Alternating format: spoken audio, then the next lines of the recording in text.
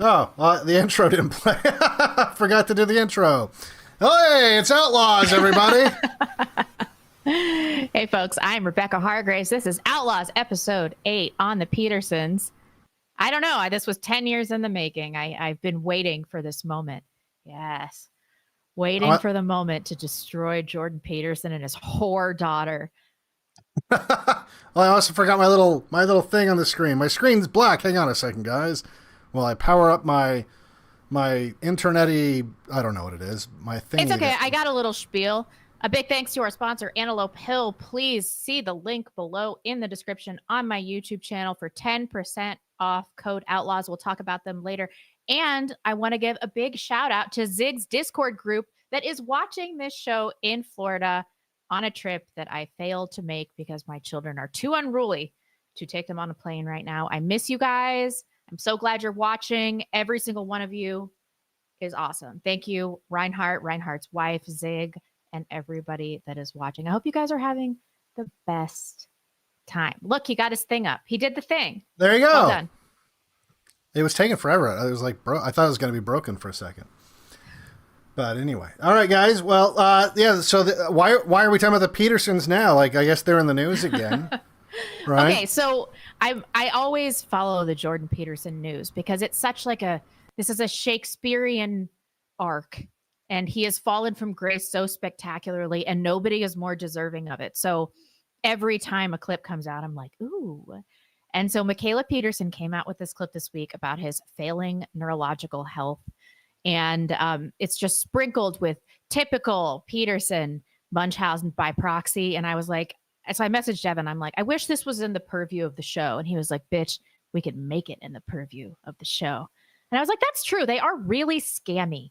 They are just scammy and gross, Jew-loving monsters. And, you know, this is our show. We can do whatever we want. We can do an episode on the Petersons. So let's do it. And so we did. And I think it's going to be a great show. I'm very excited. Well, and weirdly, there are still a lot of people, as you said, like years ago when he became famous, at first I was just kind of like, oh, all right, whatever, whoever this guy is. And but then it rapidly became apparent to me that he was being pushed by the system because no matter what you watched on YouTube, the autoplay next video was always a Jordan Peterson video. Yeah. Always. For several years, it was like that. No matter what you watched, it would always be like, oh, now you get to listen to Jordan Peterson talk about something. And so I started looking into it, and I was like, oh, this is why there's a problem. And people would get so mad at me because he did have like a cult, and probably still does, had like a cult-like following. So the second you would start to criticize him, it would all these people would come out of the woodwork and start defending him, and basically because he had become in many ways their savior. I mean, he'd become their spiritual leader. And so it was really frustrating having to deal with that. And I'm assuming there are probably still people like that now, even in the audience today. So I'm going to do a little recap. I thought that we would go over step by step, because there might be people who, because it's been a long time now. There might be even people that don't even know who this guy is. So we're going to go like through the rise, like how he became who he was, and how he got to where we are today. So let's take a little look here. First, let's start off with this little clip here. Pygmies? We lost to pygmies? Try looking on the bright side. Since we got our new coach, my penis has never been cleaner. All right, guys, come on in for the huddle. It's just like Solzhenitsyn when he talks about the world and how it revolves around Mithra. What we see is the boy who goes out and fights the dragon, and in that act, he's ultimately learning how to be better than just himself, but also he has the individual capacity to look towards himself, and that's the winning goal. It's not about scoring points, but rather going home and individually washing your penis. Sure. But isn't the point of the game to win? What's the point of playing if we just lose all the time? Indeed. What is the point? Murdoch. And in this episode, they really kind of nail it. They nail it right on the head in terms of his message was don't do the winning strategy. And in fact, well, as you'll soon see, he actually says this. He actually says we should not be trying to win, and that it's this hyper individualism that he's obsessed with. And so as long as you try as an individual, that's all that really matters. It doesn't matter if your team wins. So where he came from was he was in relative obscurity prior to 2016. He was a professor of psychology at the University of Toronto since 1998. He went to Harvard from 93 to 98. In fact, he published his book, Maps of Meaning, to little to no fanfare in 1999. Before he was famous, it was just, kind of this nothing book that no one really gave a shit about. Around 2013, he started a YouTube channel and started uploading his lectures and him talking about Maps of Meaning, which is like his, self-help book, really. And really didn't have much of a profile outside of just, other professors knowing who he was. And then his big breakout came in 2016, September 27th, 2016. And this was at the peak of all the trans, well, not really the peak, I guess, like when the trans stuff started to really jump the shark, and Canada was trying to pass a law saying that if you misgendered someone or if you use the wrong pronoun, you can go to jail. And it was just getting to like such a degree of craziness that... Yeah, and at this point, everybody kind of thought he was innocuous at a minimum. We didn't know very much about him, but people were like, at least he's talking about the gender ideology issue, which was a huge issue, especially in Canada in 2016. Well, and the other attraction was too, I think the idea, especially think of like MAGA boomers who think, oh, liberal professors, fucking liberal. And so just like when they see a based black guy, when you have a based liberal professor, it's the same thing. Like it was the MAGA poison pill. Yeah. So they wanted to, oh, look, see, they want to make us sound like we're just a bunch of Luddites and they're the academics. But look, here's this smart guy that has all these degrees. He went to Harvard. And he's saying it's crazy too. And he's Canadian. Yeah. And that was before the collapse of the higher level institutions. And so it actually meant something to be a professor at Harvard.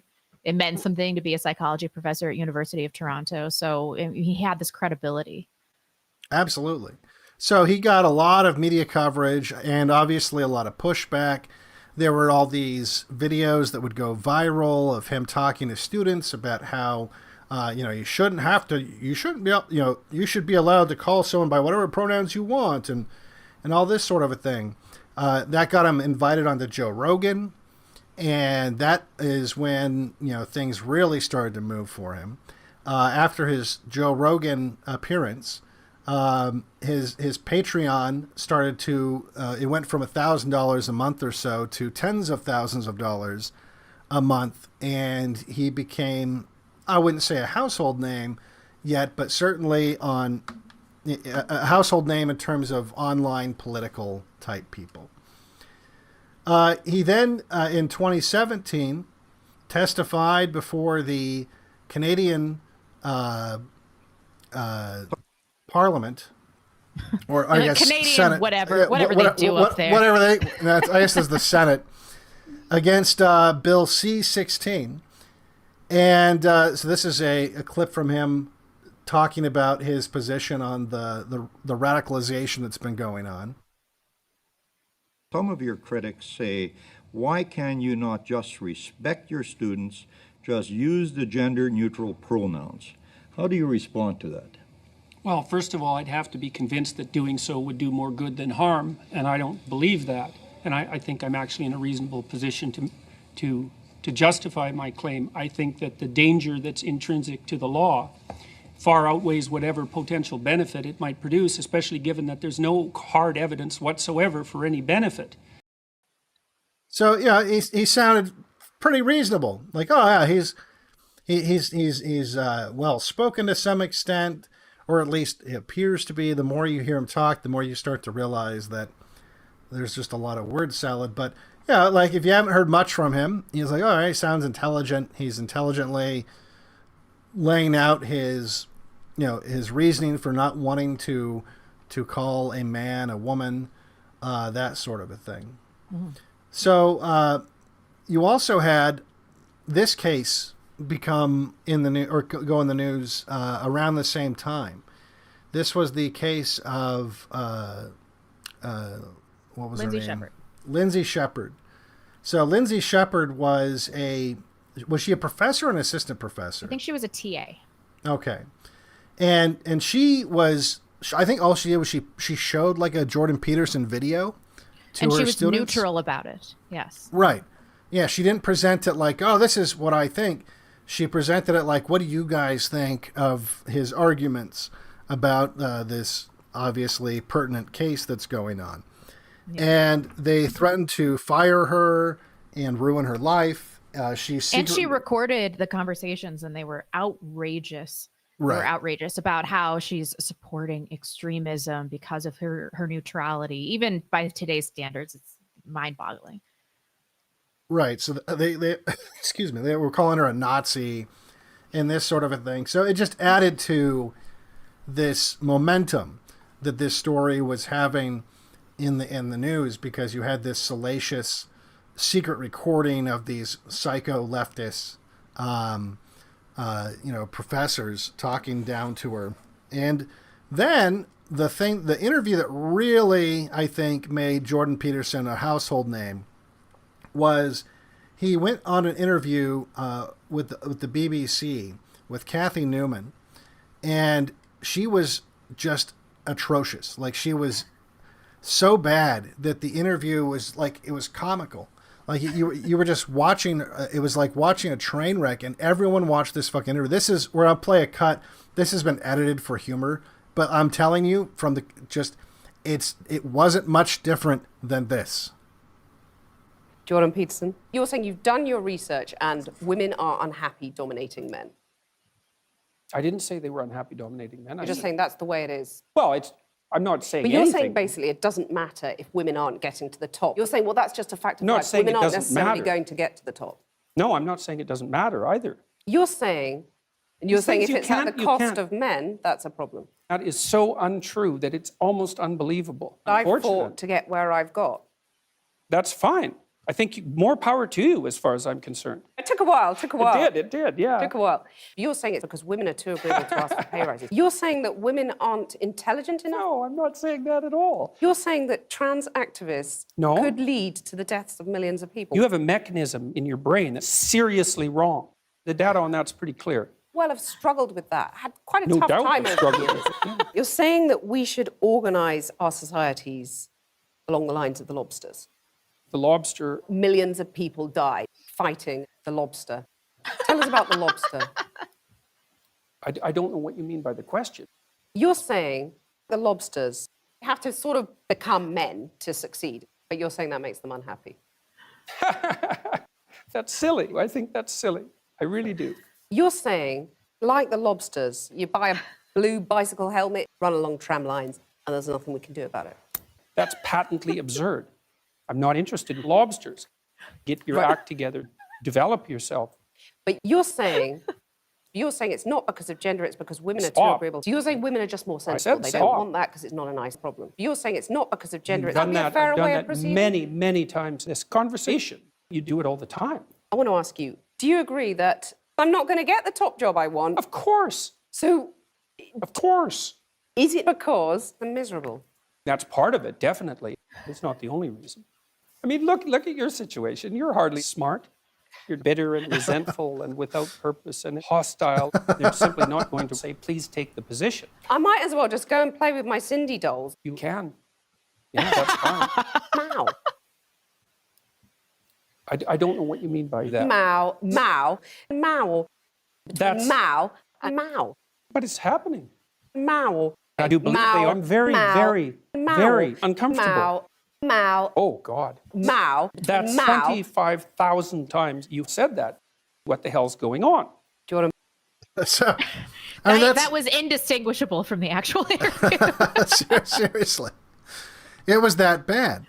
And it was so bad, in fact, there were people that thought this had to be set up. It was so bad. Like she had to have gone in there for the purpose of making him look like a genius, because she just looked so incomprehensibly out of touch with the interview.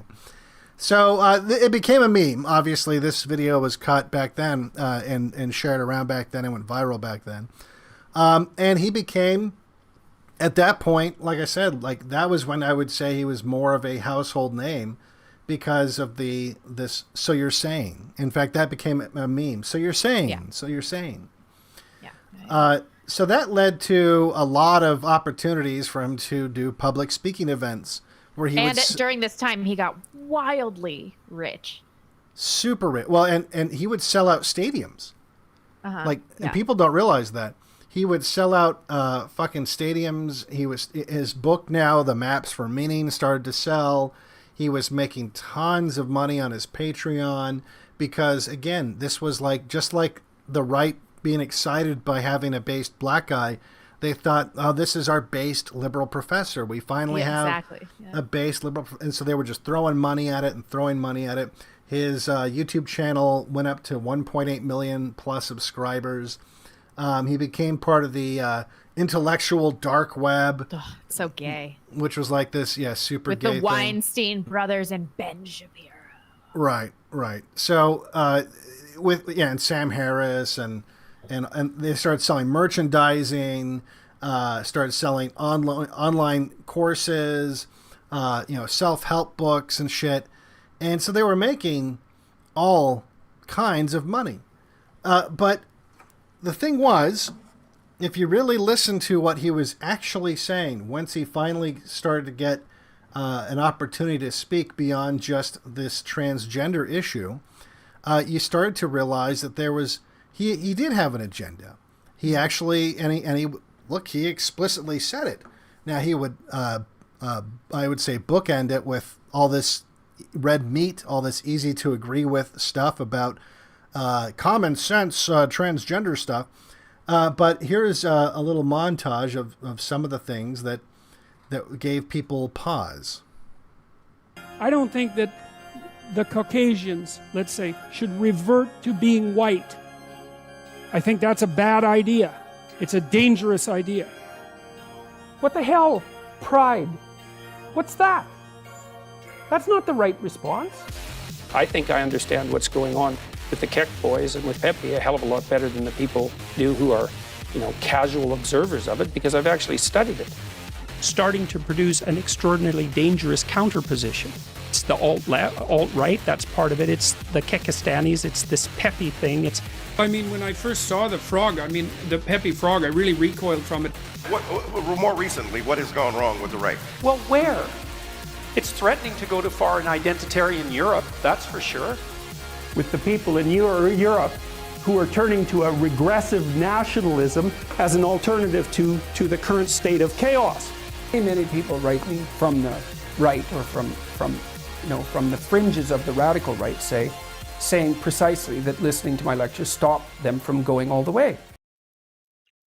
So that was always his intent. Exactly. So he was basically saying that the big danger that he saw as a reaction to the stuff that he was speaking out against in the first place, and which is kind of gives you a understanding of why he started speaking out against it, wasn't because necessarily he was morally opposed to it, but rather he saw it spinning out of control, and that the white people would start to have a racial consciousness, and that the white people would start to collectivize and have political power. And that was the big danger that he was trying to avoid. And look, he said as much, he said that he wanted to stop white people from radicalizing, and that he preferred that if they would be, centrist.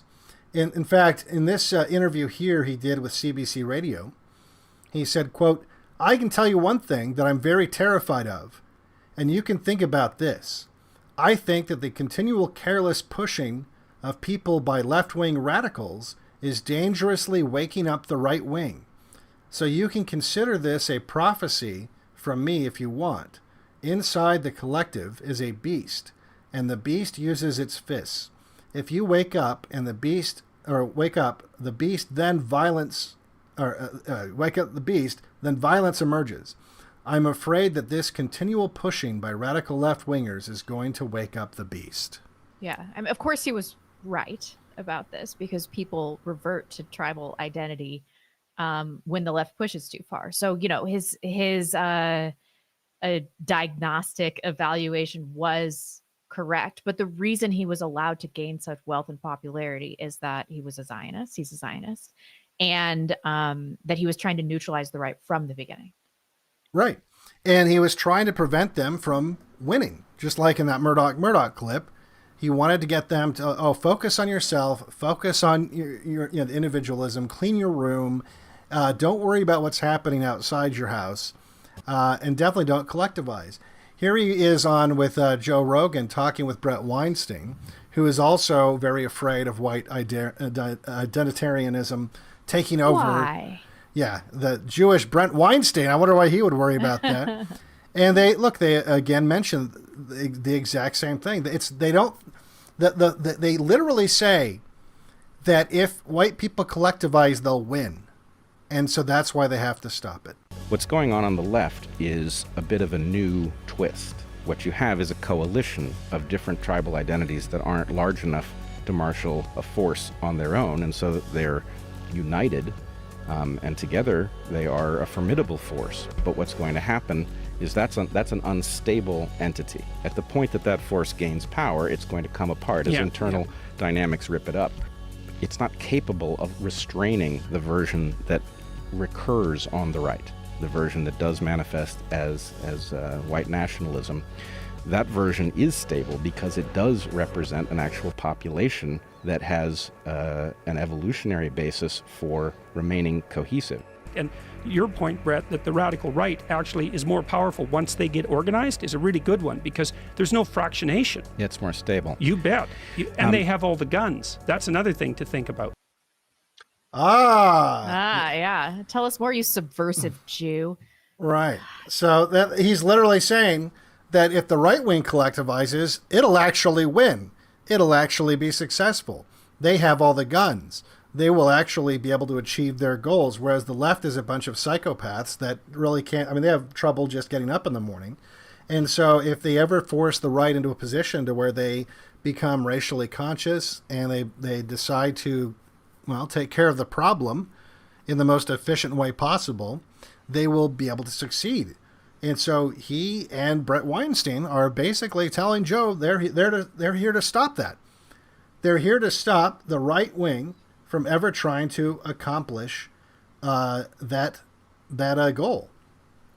So he starts pushing the horseshoe theory thing, saying that leftists, the extreme left is no different than the extreme right.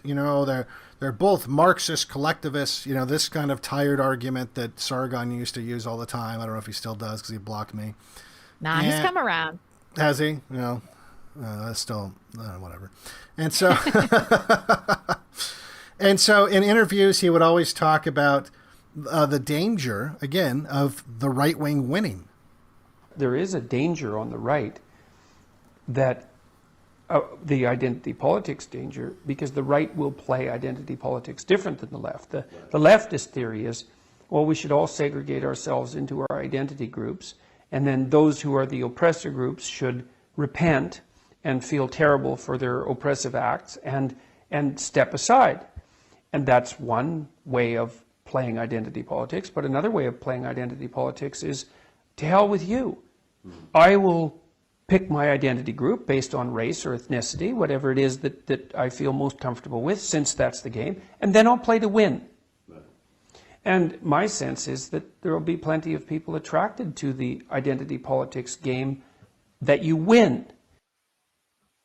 See, you don't want the white people to win. I mean, he's just saying it. He's just saying that he doesn't want white people to win. And that became so central to his philosophy that basically at this point, everything he was doing was to try to stop whites from collectivizing in any meaningful way. This is really the pivotal time when he became dangerous, when he had all the institutional backing, when he was doing all the media circuits, and when he had all of the money. At this point in time, he was making $6 million a year that we know about.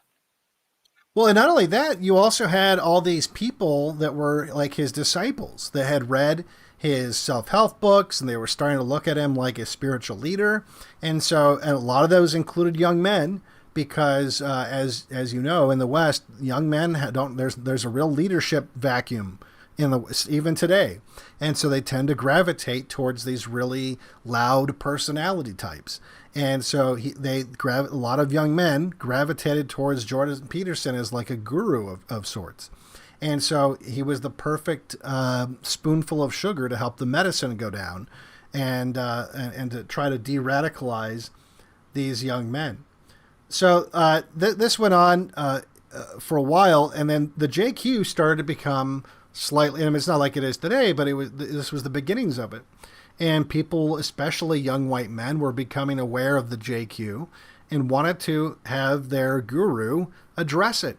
And so they kept pushing, and he avoided it, and he avoided it, and he avoided it. And then finally, he wrote an article where he, in a sense, just says that, well, Jews are extra super smart, and that's why they're in charge of everything. And this is what he did in a live stream. All right, what the hell? Address the Jewish question. That's a hell of a thing to ask. So that's Jack Lintern, really, that's a hell of a thing to ask.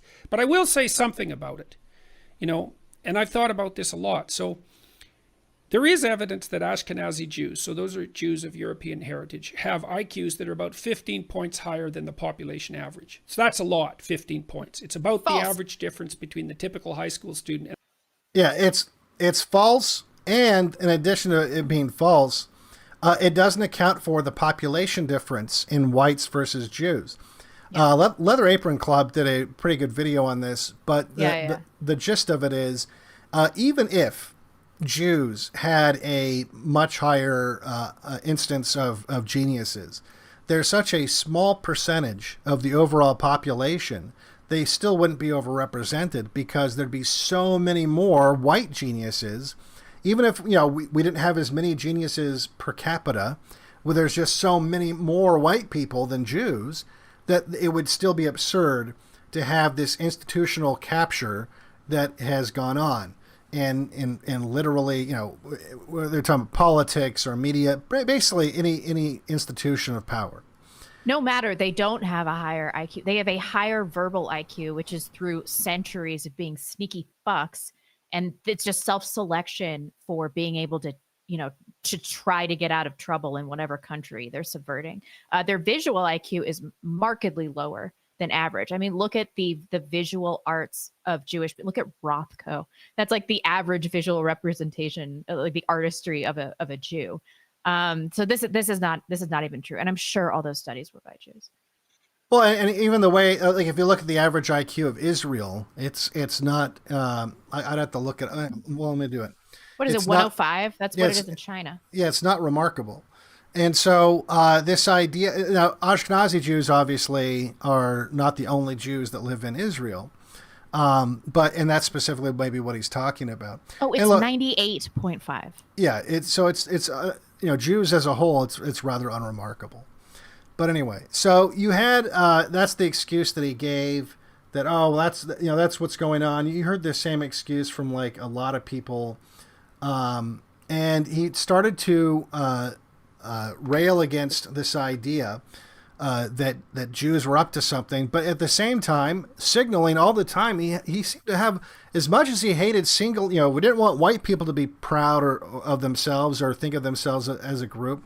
He seemed to like always express this kind of fondness for Jews. I met a couple of Orthodox Jews in New York, and they said to me on the street that they call me Rabbi, which was he cries. I forgot about that. A hell of a thing to hear. So he's crying because the Jews called him Rabbi. What a bitch.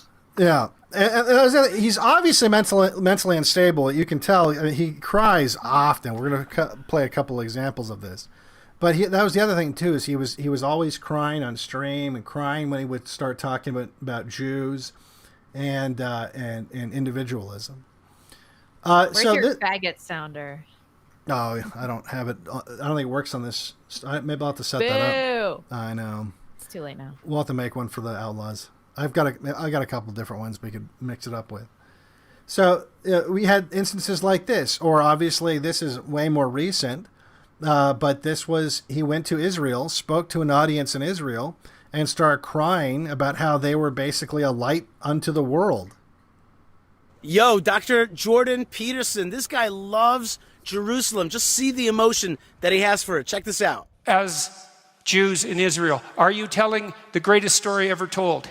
Well, you decide that by how you live.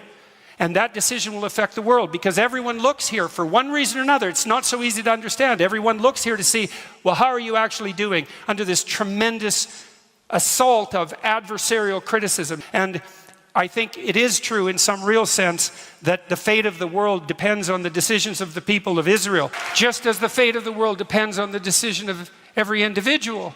So you make yourself a shining light on the hill, right? You attract people here because of what you're capable of doing. You show the world what the holy city, and he cries, could look like, because we need it. We need it, and it's up to you to do it. Standing ovation from the Jews. Ugh.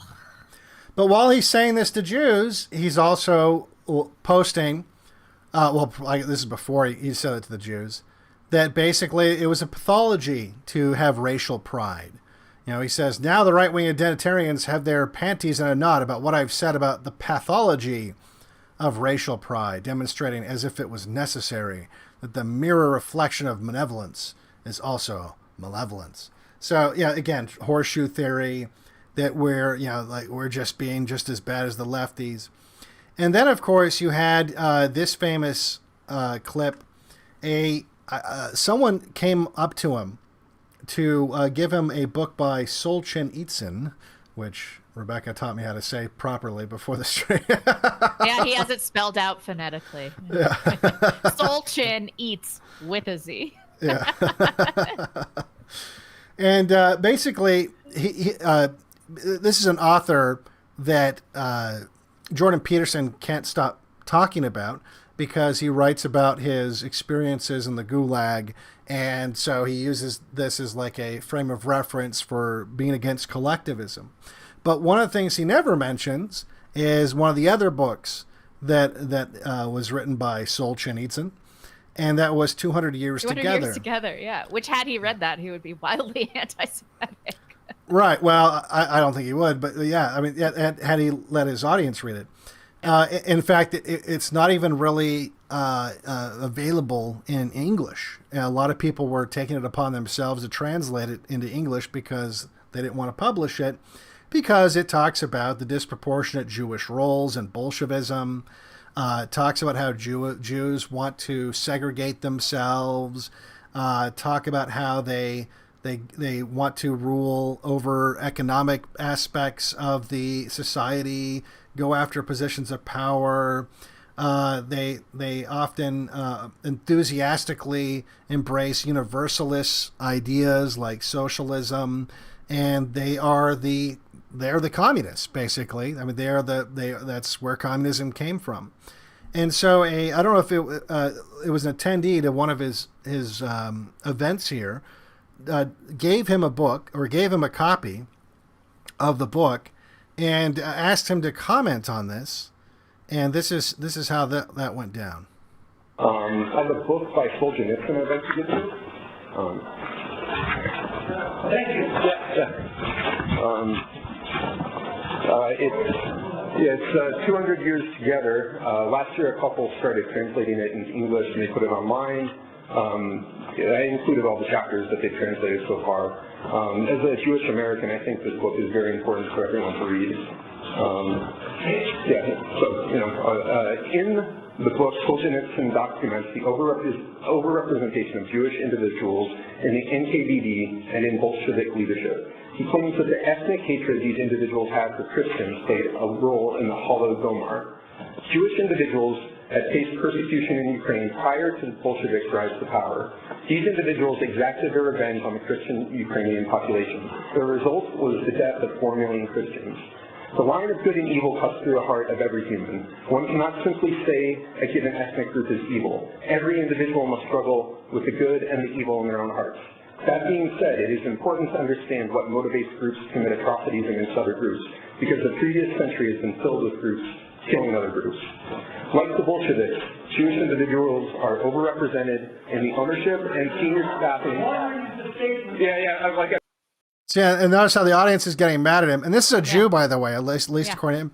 He's talking about how they're... I'm sure it's not. I'm sure he's not Jewish. And so the audience is like, oh, he said overrepresentation of Jews. That's bad. I've got a question. It'll take 1 second. So just like the Bolsheviks, Jewish individuals are overrepresented in the ownership and senior staffing of the U.S. news media. The news media also is inexplicably hostile towards Russia. If the current warmongering against Russian Christians is in any way motivated by the same ethnic hatred that motivated the Holodomor, we must face that truth honestly. So here's my question. If Jewish individuals hated Christian Ukrainians enough to starve millions of them to death, could the same thing happen today? Could Jewish individuals use a position of power to seek out revenge against places like Europe and Russia that have a history of expelling Jews? Thank you again for your work.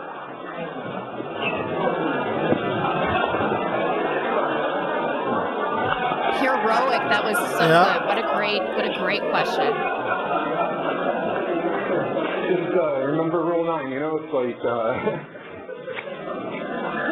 maybe there's something here that you don't know about. And I am trying to just speak the truth.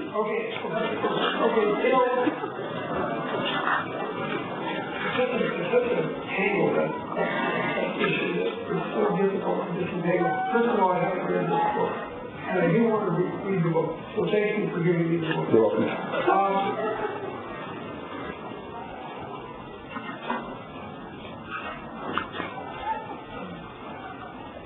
I can't do it. That's okay.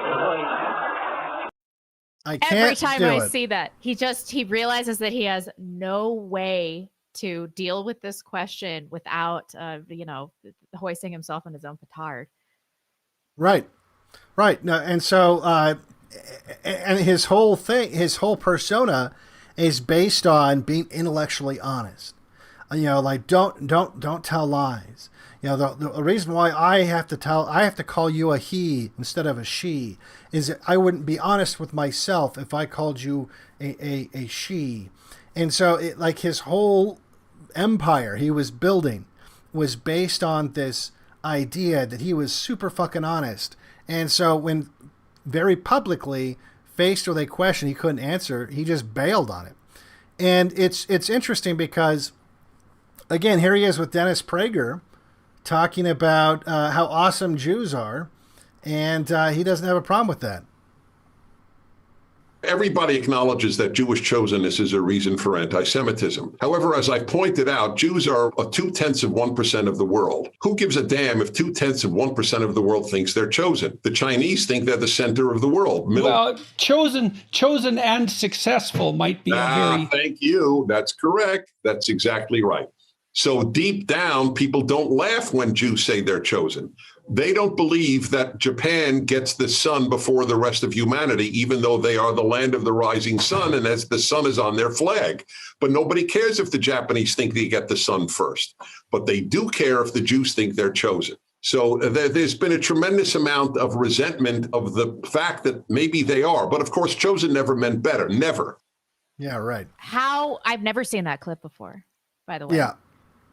How is it possible that chosen does not mean better? You're literally, that God shines his light on you. That's what Jews believe. And nobody cares just because I'm chosen by God, that doesn't make me better.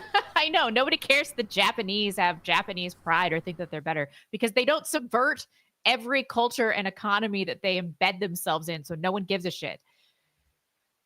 Yeah, and it's weird because here he is tweeting out, I don't get it. How can you confuse someone thinking his son did something cute more than a decade ago with the horrors of racial or ethnic pride? The horrors of racial or ethnic pride. And that's him responding, I guess, to someone talking about like his son or something like that. But anyway, the this is even further explained as he is called on it specifically. Called on this idea, well, hold on a second, you keep talking, like we can't have racial pride, that we need to focus on the individual all the time. But there's a problem with that, and that is this whole notion of individualism. And this was, honestly, this is what prevented me from ever being a libertarian again. Yeah. I was a libertarian because I'm a white person. And if you've ever looked at libertarians, they're almost all white. And it's because we tend to lean towards individualism in the micro. And we expect that to work in the macro because we make, libertarians make these bad assumptions that other people think the same way that white people do. And if they did, libertarianism would maybe work. But they don't. For the same reason communism doesn't work, because, we're not just this monolith, right? And so this idea that individualism that Jordan Peterson so obviously reveres would be something that would survive the removal of white people is absurd. And so that if you really loved individualism so much, you would actually, your top priority should be to preserve white people because they're the only ones that give a fuck about individualism. Exactly. And so he's called out on this in this interview here. Another taboo is to celebrate European culture. Multiculturalists get pretty unhappy when Europeans start expressing pride in their culture or heritage. Many, especially on the left, do not draw much of a distinction, at least in practice, between European pride and white supremacy. You care about freedom of the individual's freedom to think, to speak, to associate, in short, to act as he sees fit without external compulsion, as long as he doesn't infringe on the similar liberties of others. Professor Ricardo Duchesne, a historical sociologist and professor at the University of New Brunswick, argues that, quote, individualism is a unique attribute of European peoples. Quote, it has been exported to some degree to other nations, but in my view, it is not something that comes to them naturally. So, he continues, quote, you can't play the game of we're all individuals. We have to affirm and be proud of our ethnic identity and heritage to preserve the West's curious individualism. If Europeans become minorities in the West, he argues, the founding idea of the West, that no entity, not an individual, not a community, not the state, can justly deprive an individual of life, liberty, or property by force, no matter what the individual's race, class, or religion. I wouldn't be surprised if Duchesne, when he made this statement, had you in mind. Look, the medieval Europeans identified 7 deadly sins for a reason. And one of them was pride. It's like, let's make the presumption. I do believe that for reasons that aren't obvious, that the West has got some things right. We've got the sovereignty of the individual right. They're obvious. That's the We're most white. fundamental That's why thing we've got right. We've articulated that, I think, in a remarkable way, not only theologically, philosophically, in our body of laws, in our societies. And one of the consequences of that, as it's had its effect on the rest of the world, is that everyone is getting richer quite fast. And that's a really good thing. Okay, having said that, it's like, am I proud of that? It's like, I didn't do that. What the hell? Pride. What's that? That's not the right response. How about responsibility for that? How would that be? So you can't have pride. And here's what the other thing he misses is, if you're saying that the correct response is responsibility, why would someone who's doesn't have pride in something feel responsible for it? Of course. Of course. And by the way, that's also contributes to why non-whites don't respect this, because when they come to countries like America, for example, those aren't their founding fathers. Those aren't their ancestors. So why would they feel any pride in the founding documents or the society or the culture or anything. That's not theirs. And so they're not going to feel a responsibility for it. And so the idea that you can have responsibility but not pride is fucking stupid and subversive and evil. You have to have pride in something. It's like when you see someone washing and waxing their car, it's because they're proud of their fucking car. They want to take care of their nice car. If you don't give a shit about your 87 Honda Accord that you're delivering pizzas in, you're not going to be spending $300 to get it detailed or anything like that because you don't have any pride in it. It's a piece of shit car. And that's unfortunately the way that the non-whites treat our countries when they come here. Is it's just some piece of shit car that it's there. It's a mechanism there to do something to help them deliver pizzas. It's not there. It's nothing they have pride in. And this is totally inconsistent. Can you imagine living a life where you didn't take pride in anything that was unearned? I mean, women would not take any pride in their beauty. What about your intelligence? And genetics is the same way. And he recognizes genetic components to disease, as we will discuss in future, and recognizes that there are genetic faults that travel through generations and that there's an ancestry in terms of disease and genetics. But he doesn't recognize that you can have pride for the good things that your ancestors represent. It's totally inconsistent philosophically. Yeah, or having pride in your children, right? Yeah. What about that? You can't be proud of your children. You didn't do that. You know, they're individuals, you know. And so, again, he's always posting stuff like this. Unearned identity with the glories of the past. And this is the thing. He sounds indistinguishable at this point from the Marxists that he says that he opposes. Exactly. He's saying that, like, he's basically talking about white privilege. He's essentially calling it white privilege. That you didn't earn that. You didn't do anything to earn this. That you won some kind of genetic lottery. And so you owe it to all the people who didn't to share all the goodies because you didn't earn any of that. And so it's so absurd and so obviously paradoxical. It's kind of funny that more people weren't catching on to this. But here he is. Yeah, look at this. But she's real proud of her genetics. It's because of this hyper focus on individualism. It's that's the reason he had to do that, is to dismantle and disarm this white pride that was building up. And he knew what he was doing. My angry young white men followers are a hell of a lot less angry and a hell of a lot less white than they would have been if they wouldn't have been following me. Because one of the things, I've had many letters from young men who've also said that they had been attracted to the more dogmatic end of the right, more dogmatic right-wing end of the political spectrum, and that listening to my videos has been exactly what's kept them more or less in the middle. So he's saying that he is operating as a hostile agent to deter young white men from going the natural path, which is to the extreme right. Right. Exactly. So you have all these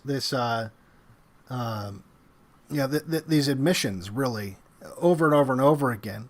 And some people are starting to catch on, but a lot of the people are caught up into the aura, I guess, of Jordan Peterson. But if you noticed, he did use scare quotes when he was in the interview when he talked about white. Like, what is white?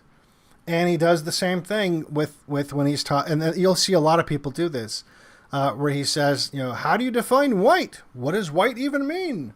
If you're 1/64th Cherokee, are you white? What is white? Are Italians white? Answer's no, by the way. Who's white? And when people ask this question, I always think about what you said to Nick Fuentes. Like, for all intents and purposes, you're white enough for me. Well, now that I have more information, he's no longer white enough for me. The thing about him, by the way, people that say, oh, he's white enough. Well, no, he's white just like Jews are white. Because Jews are white until it's inconvenient. Then all of a sudden they're Jewish. Look at the many videos of Nick doing playing the exact same game. Oh, I'm not white, I'm Mexican. He literally plays the exact same fucking game, which is why you can never trust him. Well, that and he's homosexual. So you've got this watering down of what does white even mean. And look, other people have done the same thing. Nick Fuentes himself has done the same sort of thing. Michael Jones, of course, doing the same sort of thing. And they all do it whenever they're trying to push some other agenda that having a solid, any kind of white solidarity would get in the way of. Right? In the case of Michael Jones, obviously it's Catholicism. You can't have white identity and Catholicism simultaneously because Catholicism is a universalist religion. The majority of Catholics aren't white. And I would say to some extent that applies to the way Nick's worldview too. I mean, do you disagree? I mean, that's no. I'm in a battle with my faith. Because on the one hand, I am a believer, but it is irrefutable that the Catholic Church has been infiltrated not only with non-whites, but also with the cause of bringing non-whites to white countries, and preserving white identity is my number one thing. It's just my number one thing. So I still go to church. I'm Catholic, but this is I'm in a struggle. I'm in a real struggle session on this one still. Well, we don't need to get into that, but I would just say, look, bottom line is there are a lot of people who have objectives that white identity conflicts with. And so they have to make it sound as if white identity is not even possible because you can't even define it. So he was obviously trying to play that game. And then in response to Kevin MacDonald, who, of course, you know him author well. of Culture of Critique. Kevin MacDonald is a mild-mannered old man, and he was summarily ousted from his position in Southern California. I might be right about that. Somewhere in California, for writing the Culture of Critique and talking about Jewish psychology. And he's not an extreme man. He's not. He's been made out to be, but he's really not. No, and he talks about things in terms of biology, much in the same way that I do, where he talks about having racial preferences as a function of your genetic survival, and so and by the way, he also applies that same logic to Jews. That's why they do what they do. It's out of preservation, self-preservation, and so here is a reply where Kevin MacDonald says, it's not about pride in one's race. It's about understanding that all people have a powerful genetic interest in their race and understanding what the demographic trends in all Western countries portend if whites don't begin to act to secure a territory. And Jordan Peterson, in response, said, there's so many errors in this reply that it's difficult to know where to begin. First, no one has a genetic interest in their race. That is preposterous. And by the way, he doesn't have that opinion when it comes to Jews. Isn't that of course not, yeah. Convenient? And so this is, and then again, he starts to try to deconstruct what white even means. Oh, are the Iraqis white? Are the Iranians white because they're Aryan? This kind of nonsense that goes on. And sorry, go ahead. No, go ahead. Kevin MacDonald, he erred in this initial tweet because it is, for white people, it is about pride in one's race. We are superior in many ways. We have a sense of individuality and morality that is not conferred to other races that come to our countries. We also have, although we've engaged in, some bad geopolitical strategies, we also ended slavery across the world. We tried to educate people that have low IQs. We've tried to improve the world. It is about pride for Aryan people. Yeah, I think he would agree with that. I think that he was more specifically responding to Jordan Peterson making these like platitudes about pride, yes. Oh, it's just like this nebulous, brainless white pride, because my life sucks, but I can claim credit for everything my race did, that kind of caricature. But he still kind of gave that inch, right? Which you should never do. You should never definitely double down. Yeah. And so he has this hyper focus on individualism. and to a degree where he even starts crying about it on stream. I mean, this is a disturbed he looks man. terrible. I thought he was going to die after I saw this clip. What year was this? This was like 2020? I think it's 2017, actually. Oh, or really? maybe 2018. I don't know 100%. I didn't write it down. I should have written it down. But this is him talking about individualism, and he's just not a mentally healthy person. You can just tell. A close reading of 20th century history indicates, as nothing else can, the horrors that accompany loss of faith in the idea of the individual. It is only the individual, after all, who suffers. The group does not suffer.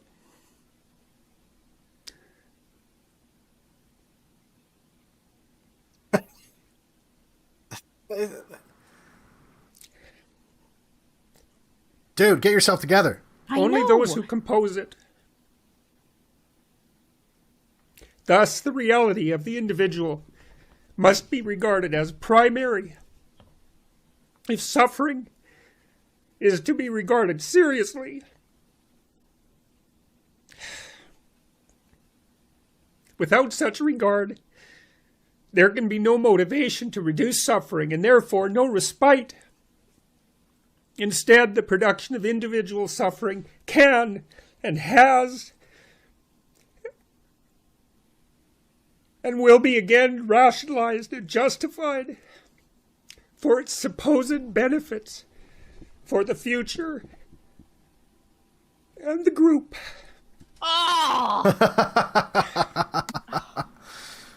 Yes, Dude, the there's group. something about watching a man cry. It's just so. I've been with my husband for 10 years. I've seen him cry one time, and it was about his dad dying. That's the appropriate number of times to see your husband cry over a decade. Yeah, it's mind blowing that that this is how unwell he is. I mean, he talks about pathologizing racial pride. This guy pathologizes individualism to a degree that I don't think anyone ever has before. I mean, it's insane, this fucking guy. Yeah. And you know, as far as it being genocidal, because that's what he's basically saying is that if whites start to collectivize, the end result will be this inevitable genocide. I mean, that's basically what he's been saying over and over and over again. And to the extent that it would be genocidal, it would be genocidal for the people who refuse to leave our countries, because at that point we're at war, right? Yep. If white people decided we're going to kick out all the non-whites, we wouldn't just start murdering everybody indiscriminately that wasn't white. That's not what would happen at all. I mean, if this fantasy world were to ever manifest, you would have a voluntary exit of all the non-whites. And then if people refuse to leave, then there might be violence, just like anything else, And in fact, the real violence is the genocide that's currently happening, not in a fantasy world, against white people right now. That's the fucking violence that's happening as a result of your fucking gay-ass individualism. That is the shit that's happening right now. Right, and right. So the fact that he's just completely... I sometimes find it hard to believe that he's just crazy and unaware of this. It's so obvious all the holes in his logic. And what's even makes it even more obvious is here's a clip of an interview with Miles Wolpin, who is talking about one of the tactics used by the Frankfurt School, which is the Jews that fled Hitler and came into the West and immediately started to deconstruct Western society as a thank you, I guess, for taking them in, and try to eliminate white solidarity and white power in all white countries, and then immediately open the door to the third world, I guess, as some kind of, as Kevin MacDonald would say, some kind of racial survival instinct, and because of a fear of white people being a danger to them. So here he is talking about what Jordan Peterson's big And he's obsessed with individualism. Well, let's take a look. Dr. Walton, what was the adverse effect of the Frankfurt School on the world?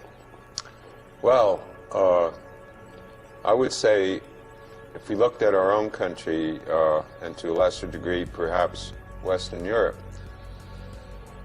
we live in an era today when patriotism, defense of our own nationality, independence, sovereignty are all under attack.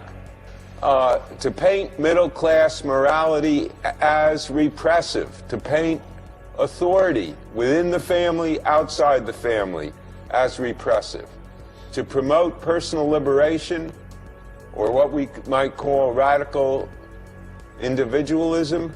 I don't see any alternative than the radical individualism that's predicated on these deep stories that characterizes the West.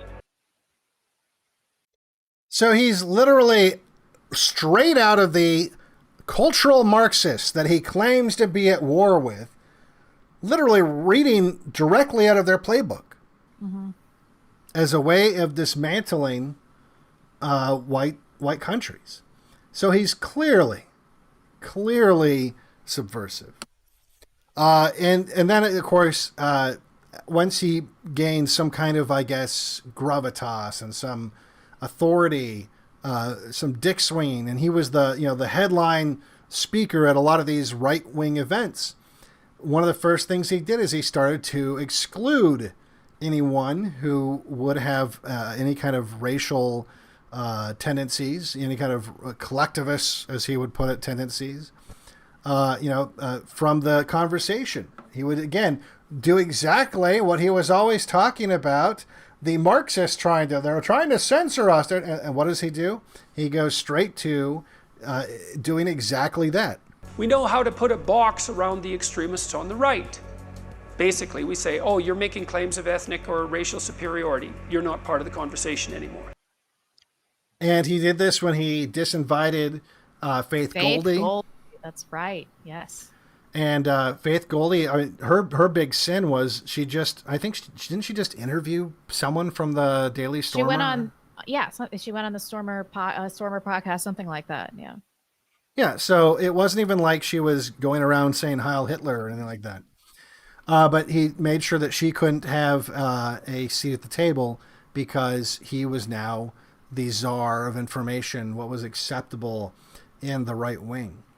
And of course, it was still okay for Jews. Here he is again, talking about how they have to be excluded and shut down because, again, if white people start to collectivize, they'll win. The alt-right types are also identity politics players. So they adopt the collectivist viewpoint, which is that the best way of defining people is by their group identity. The left's narrative is, well, there's a dominant group, and that would be like white males fundamentally, and they should give up power because they've been oppressive, and it would only be fair if resources were distributed more equitably. And the right-wingers say, yeah, I get the collectivist thing. We should identify with our groups. I'm going to identify with my groups, and so let's assume these are right-wing white supremacist types. They think, fine, I'll identify with my damn group, but I'm not giving up any power, and my sense of playing identity politics is my goddamn group is going to win, and yours is going to lose. It's not about scoring points, but rather going home and individually washing your penis. Sure, but isn't the point of the game to win? What's the point of playing if we just lose all the time? Exactly.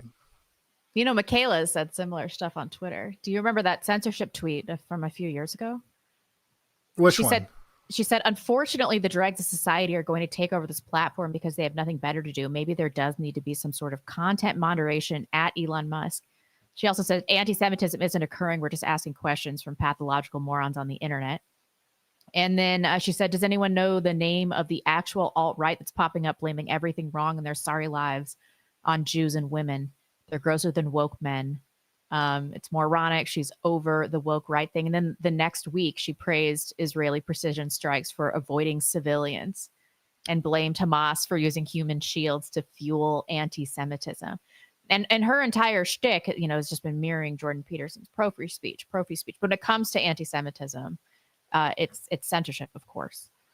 Right.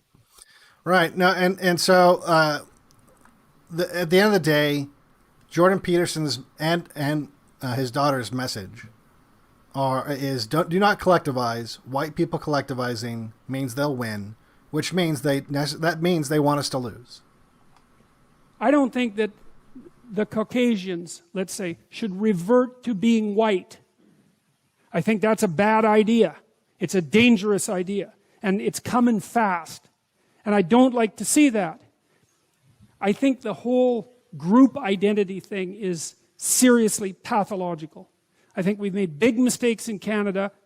I understand why, at least to some degree in that respect, and that large mistakes are being made all over the Western world, where we're making your group identity the most important thing about you.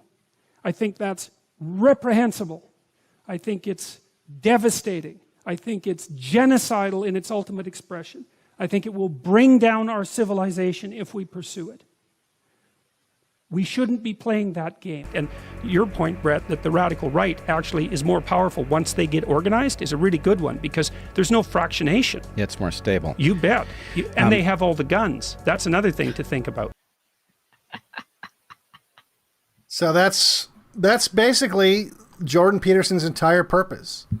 And I when I see these people that even today, or I guess it was yesterday, people freaking out on me on Twitter because I make fun of the fact that he's become like a complete benzo drug addict, piece of shit. It's like he's trying to kill white people. Yeah. He's trying to genocide white people. And look, even if it's out of some kind of like psychotic, misplaced empathy or whatever it is, some kind of pathologies, he would say. Who cares? It doesn't matter. Yeah. The why doesn't matter. He should be institutionalized. And it is pathological. I think that one of the reasons Michaela Peterson said something interesting, that this is a spiritual attack, and a lot of people are attacked her for that. But I think that there is an element of that, because I think fundamentally Jordan Peterson might have a moral core, and he recognizes that what he's doing is profoundly evil, and it's manifesting in all of these problems like drug addiction. I saw him in a video once say, to combat addiction, and this was before the Benzo thing, it was from one of his early lecture series, to combat addiction, you have to have a higher moral power that is larger than the effort that it takes to contribute to your addiction. And when he really went off the rails here, that's when he developed a benzo addiction. And I think that he looked at his daughter and he's like, well, I failed because I have this single mom, whore, psychopathic daughter, and I've compromised entirely on my ethics, my sense of principle. And he's like, fuck it, I'm just gonna get really addicted to benzodiazepam. Well, and he's, look, ever since, and I don't know if this was something that happened or was manifest before this, but even in the early days, he was talking about just psycho shit, describing, quite frankly, he was lying, impossible symptoms to stupid shit. Like he was, in this interview, he's talking to Joe Rogan, saying that because he drank apple cider, he had a overwhelming sense of dread and couldn't sleep for 25 days. Now, just so you guys know, the world record is 11 days. And that guy was fucked up from the 11 days, yeah. There's no way you can go 25 days. You would be fucking dead. And it wouldn't happen because of fucking drinking apple cider. Maybe it's because on some level... It was apple cider vinegar, okay. Oh. Well, it's just that you gotta realize, though, on some level, he's not a stupid person. So on some level, maybe, as you said, he is a midwit, but maybe on some level, he has to know that what he's doing is evil, but he's making so much goddamn money that he has to keep going with it. Because what he's describing here, I think, it's something that occurred after his catapult into fame. Do it. Apple cider. What was it doing? Sulfites in it. What was it doing to you? Oh, it produced an overwhelming sense of impending doom. And I seriously mean overwhelming. There's no way I could have lived like that if that would have lasted for See, Michaela knew by that point that it would probably only last a month, and I was like... A month? Yeah, from a month. Fucking cider? Oh, I didn't sleep that month. I didn't sleep for 25 days. I didn't sleep at all. I didn't sleep at all for 25 days. How is that possible? That I'll tell you how it's possible. You lay in bed, frozen in something approximating terror for 8 hours, and then you get up. Totally sane, by the way. Totally. In fact, his job is treating crazy people, isn't that? But yeah, their whole family has a history of these weird ailments, talking about how they have all kinds of disorders or these very rare diseases that are only cured with these really unusual treatments that aren't medically sound or backed up by the science at all. Yeah. Yeah. So his daughter, I wanted to play this clip just so everybody can see what she used to look like. But for some reason, he started bringing Michaela Peterson on the scene in 2012. She was 19 or 20 here. And this was a discussion on some Canadian broadcast, whatever, about their familial and genetic depression. Now play this clip and then I'll explain it. So there were times at night when I was scared. I was always worried someone was going to come into my house, kill everyone in my family, and just leave me by myself. That's normal. I wasn't worried about anyone hurting me. It was mostly me being left alone. But I didn't think that was weird. That was just how it was. How old were you when you were feeling that way? Grade 2 to grade 6. So 6, 7, 8, 9 years old, something like that? Yeah. Did you watch a lot of horror movies as a kid?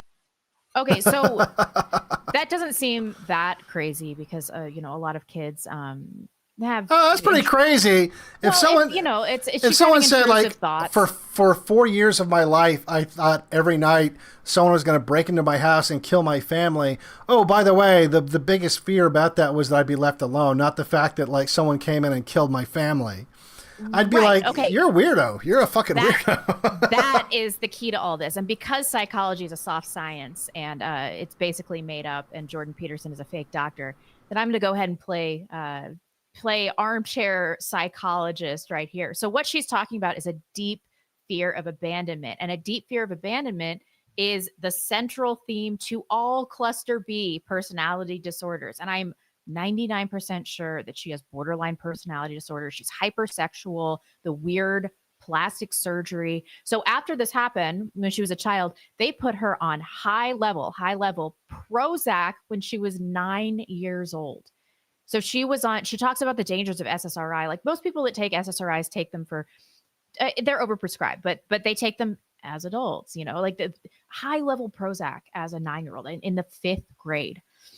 And after this 2012, she just increasingly started doing the media rounds. And so she did this Joe Rogan interview about how she cured all of her autoimmune disease, which we'll talk about in a second, with diet. So we have this little clip of her on Joe Rogan talking a little bit about her rheumatoid arthritis she was diagnosed with as a child. Yeah, so she's got arthritis as a kid, and thinks that someone's going to break into her house and kill her whole family. This is not a totally normal kid. So your whole life you've had arthritis issues, or? Yeah. So I started walking kind of funny when I was 2, according to my mom, and she brought me to the doctor, and they said just having growing pains or something. When I was 7, I was diagnosed with juvenile rheumatoid arthritis, and I had like 37 joints affected. And then I was put on immune suppressants in grade 4. So I was actually the first kid in Canada to be put on this biologic called Enbrel. So I was on Enbrel and methotrexate forever, like leading up to the hip and ankle replacement. And they did help reduce some of the pain, but I still ended up with no cartilage in my joint and my hip and ankle when I was 17. And this is just from the effects of arthritis and the inflammation and swelling and just chewed the cartilage up? So I wasn't even particularly swollen. I didn't have a very visually inflammatory arthritis. So my rheumatologist, who'd been at Sick Kids for 20 years, said that I had the worst arthritis she'd ever seen. So it was very severe. It wasn't particularly swollen. My joints just disintegrated. Okay, so I think that a lot of hypochondriasis and some of the Munchausen's by proxy originates from a real ailment. Like, I talked to a doctor about this, and he's like, well, I doubt that they would have done an unnecessary hip and ankle surgery. However, later they did change her prognosis to idiopathic arthritis after her joint, because she didn't have rheumatoid factor. So like there are some suspicious things around this, but I don't, oh no, did my YouTube get taken down? No. Is it down? Oh no, we're okay. We're back up. Sorry guys, Okay. if the live chat got disrupted. So there's some, I'm skeptical that this was as severe as she's saying, but if she did have diagnosable rheumatoid arthritis as a child, that's very serious. Now, she goes on to claim in this very long interview where she has a flat affect. I thought that like she couldn't move her face because of plastic surgery, but she's always kind of been like this. Like she's got real psychopathic energy. She always has. So she claims that on this elimination diet that she put her depression and her arthritis into remission. She said she got to a normal place by just eating meat. So then one time she tried to reintroduce soy. She had some edamame beans and some miso soup or whatever. And she claims that that caused hallucinations for weeks. Just the introduction of soy caused hallucinations. She later says that she tried to reintroduce apples and that was causing depression and low back pain. So this is kind of where, but this is all bullshit because rheumatoid arthritis, even if she had childhood rheumatoid arthritis, juvenile arthritis, the remission rates are pretty good. It's like 50% over 10 years go into remission with methotrexate and the other series of drugs that she was taking. So like it's feasible to think that she just went into remission and that it was unrelated to her diet. I think that they're very susceptible to the placebo effect. But this is when you think? It's like I think I had apple cider and I couldn't sleep for 25 days. Right. And so this is when the grift really began. So she started this blog. I think it was called Eat This, Not That. And then she starts the Lion Diet coaching. And it's still up and running. She offers one-on-one professional coaching for $500 a month. I think you get one coaching session. And then in 2024, one of the reasons that her net worth is $5 million. Did you know that? And she makes $625,000 a year from all sources. Something else that she did with her new husband, her faggot husband, is they started the Peterson Academy, like under Jordan Peterson's name as an alternative to college. It's, fairly reasonable. I think it's $500 a year, but she's the CEO and her husband is the COO, and they got really, really rich off of this. But, we'll talk about this in a little bit, but the real money started flowing when she started capitalizing on Jordan Peterson's health issues. And she started claiming that she was curing all of these diseases and all of these issues that he had with the carnivore diet. So she has this grift going, and she has the ability to like present this case study with this beloved man and act like the savior, like she's cured him with this diet that she's done all of this research into. And she saved her dad. She's highly narcissistic. Everybody knows this. Her personal life, disaster. Do you have this picture of her? I'm sure a lot of people have seen this, but this picture of her. Okay, so this is from 2016, 2017. She's showing off her body, and she's got a great body. I think when she started the carnivore diet, and you could see her kid just like left alone, like her 1.5-year-old kid on the bed. I saw this and I was like, it blows my mind that somebody would post this online. Like I couldn't. Was she married at this point? Wasn't she married at this point? She was married to Andrei Korokov. And if you've seen his interviews online, he seems like a stable, well-mannered young man. He seems like a nice, normal guy. By all accounts, he's a great father. He was taking care of Jordan Peterson in Russia when they were trying to patch up their relationship. And that's supposedly when she went to Romania to bang Andrew Tate. Unverified. It's unverified. But there was a stream that he did while she was there, and she just like walks through the background. It's like, what are you doing at this guy's? I went over there to talk business. I'm like, Andrew Tate flew you out to hang out at his house in Romania while your husband that you're having major problems with is taking care of your father. And she's like, I just want to talk business. It's like, you don't just talk business with Andrew Tate, okay? Like, no, I guess he wasn't that famous back then, but like a one quick Google search would really illuminate. And why can't you talk business over the phone?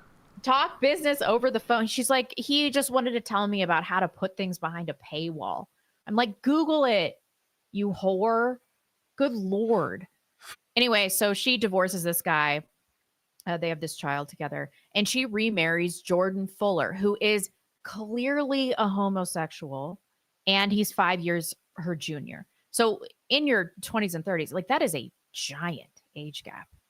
Like not for the man to be older, but for the woman to be 5 years older than the man. They have a lavish multi-million-dollar wedding at the San Francisco Ritz-Carlton. I made you put this video. I'm like, no one's going to care about this. We're watching it anyway. We have a little wedding video that we can play. But it was just like, just an incredible display of wealth, and it was gaudy and everything like that. If you can play that really quick. And then I'll get into the next thing. Her dress, whorish. Her husband, gay. He looks gay. Yeah, look at this. I, Jordan, this is awkward. Wait, and his name's Jordan? And his name is Jordan. Ooh, that is kind of weird. That's a little weird. Yep. Not exactly a common name. So, all right. That's okay. I, Jordan, take you, Michaela. I, Jordan, take you, Michaela. For my lawful wife. For my lawful wife. Look at that place! Look at that place. Look at that. I've watched you two, quite a bit. We've had the good fortune. How much does that cost? The floral arrangements probably cost $100,000. You've got a supportive family on both sides. That's a big deal. And you're good with each other. You talk and you like each other. And so that's good. Yeah, well, it's one thing to be in love, And it's another thing to be attracted to each other. But to like each other, that's even better. If you can have all three, hey, that's a bonus. Did her dad marry them? Or was he just doing a speech? I think he was just doing a speech, yeah. Yep. It's just so lavish and ridiculous. So okay, let's talk about the mom before we get into the health issues. So her mother, this was 7 years ago, gets a rare kind of kidney cancer. And let's actually play 4 and then we can talk about this. Well, this is a rosary. And I was surprised. And I said, you know what it is? And she said, yes, but I don't know how to use it.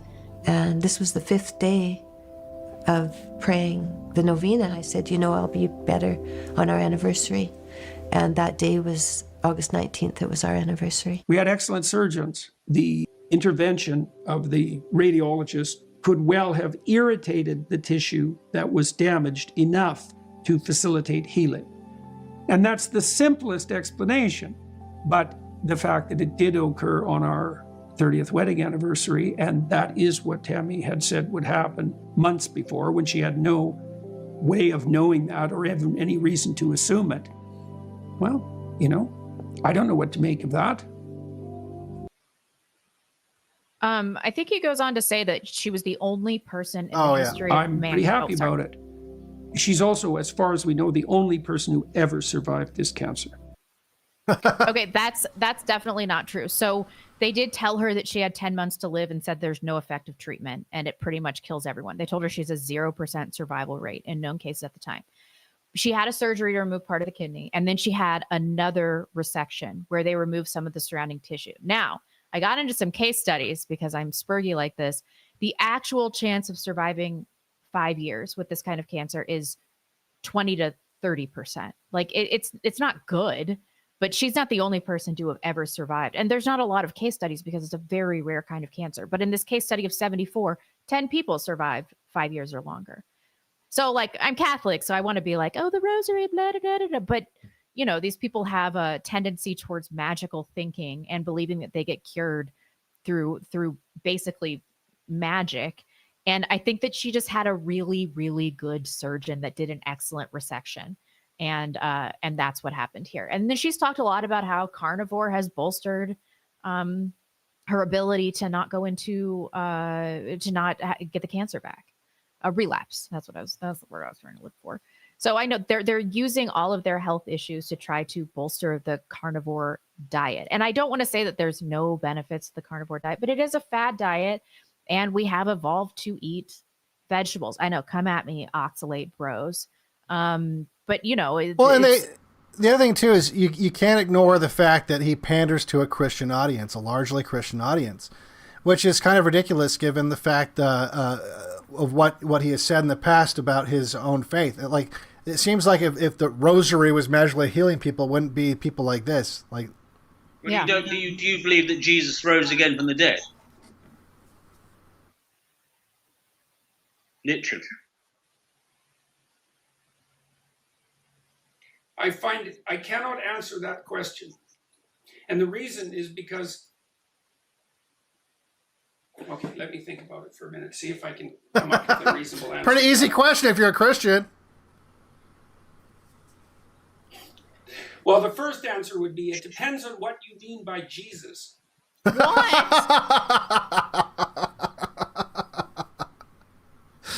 Depends on what you mean by Jesus. And look, that's not the first time he's played this trick.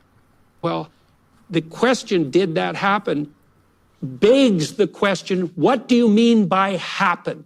Because when you are dealing with fundamental realities and you pose a question, you have to understand that the reality of the concepts of your question, when you're digging that deep, are just as questionable as what you're questioning. You know, so people say to me, do you believe in God? And I think, okay, there's a couple of mysteries in that question. Not really. What do you mean do? What do you mean you? What do you mean believe? And what do you mean God? And you say as the questioner, well, we already know what all those things mean, except belief in God. And I think, no, if we're going to get down to the fundamental brass tacks, we don't really know what any of those things mean. This tendency to just dissect every word. Well, deconstruct. It's very Jewish. It's deconstructionism. That's exactly what it is. So did you have more on that clip? Sorry. No, I just wanted to show that, like, it's obviously, if he's trying to say, he's pandering to I would assume that a lot of his audience is Christian, and he's very loath to, although you can obviously tell he's an atheist, he beats around the bush like to like the cringy level I've never even seen before, to avoid just saying I don't believe it. Yeah, just say you don't believe it if you don't believe it. See, by the way, Christians that get mad at me, aren't you happy I don't just do that? I could just do that. And by the way, there's people that do that, just not as obviously. I know, I just tell you, I don't really believe it. There, see? Isn't that nicer? Yep. Isn't that better? Absolutely. So she continues to build this media empire with her gay husband based on the carnivore diet, using all of her family's health problems, her own health problems. Let's go through Jordan Peterson's health issues just a little bit. Not a little bit. I have a lot to say about this. Sorry, guys. So in 2016, he says that he has suffered a violent allergic autoimmune reaction to something consumed over Christmas, and that he has acute and continual anxiety. He's freezing cold. He has insomnia, and he's diagnosed clonazepam at a very low dose, 0.5 milligrams for anxiety. So Michaela later said that this ties to broader autoimmune issues. And then in 2018 or 2019, they massively increase the dose. They increase it to 4 milligrams a day, which is it's like a horse's dose of benzos. And this is when they're introducing some of these diet change. They're stopping vegetables entirely for strict carnivore. And he says that he has anxiety spikes. And then this is when the wife is diagnosed with terminal kidney cancer. So this is 2020 when she was coming out with these health updates. And we did see him after this. So after 8 months of unbearable discomfort, Jordan is rapidly tapering off of clonazepam, and he develops what they call, and I think this might be bullshit, a paradoxical reaction and severe akathisia, which is incredible restlessness and panic, and you can't sit still. He said it was making him suicidal, that he couldn't sleep, and it was torturous. He's pacing, suicidal ideation. And this is all, I think this is all pretty standard for withdrawing from a massive amount of benzos, especially quickly. Self-help guru, by the way. Self-help guru. Yes, exactly. And what I heard him say around this time is like, I was prescribed this from psychiatrists, and I had no knowledge that benzodiazepine were so addictive. It's like, bro, everybody knows that Xanax is addictive. And Everyone that's his knows profession. it, and it's your profession. So instead of being like, I couldn't deal with my wife's terminal cancer, I couldn't deal with having a whore psychopath daughter, and so I got addicted to benzos. If he had done that, I'd be like, all right, man, we're on to something. Let's keep going down this road. You could talk about the juice, and I'll forgive you. But no, that's not what he does. So what Michaela decides to do with her ex-husband is to take him to Russia, which is the only people that will do this. And they put him in a 9-day comatose state using propofol. I don't know if any of you have ever had a colonoscopy, but propofol is no fucking joke. Like, if you get it for general anesthesia, they'll tell you to count from 10. They'll be like 10, 9. And then the last thing you remember is saying 8. And then you wake up post-surgery.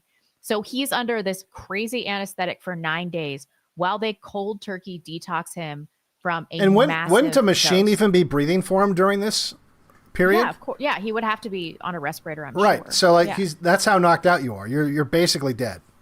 Yeah, and so he after this, he wakes up disoriented, he's having hallucinations, he has motor skill loss, and he's asking questions repeatedly, and he is just having like major neurological problems, which I think I mean, I'm not a doctor, not that that really means anything anymore, but I think that a 9-day course of extreme anesthetic and cold turkey quitting a high dose of benzos, which nobody would recommend. Every doctor would recommend that you taper, and that's what his doctors in Canada were saying, like, you need to taper.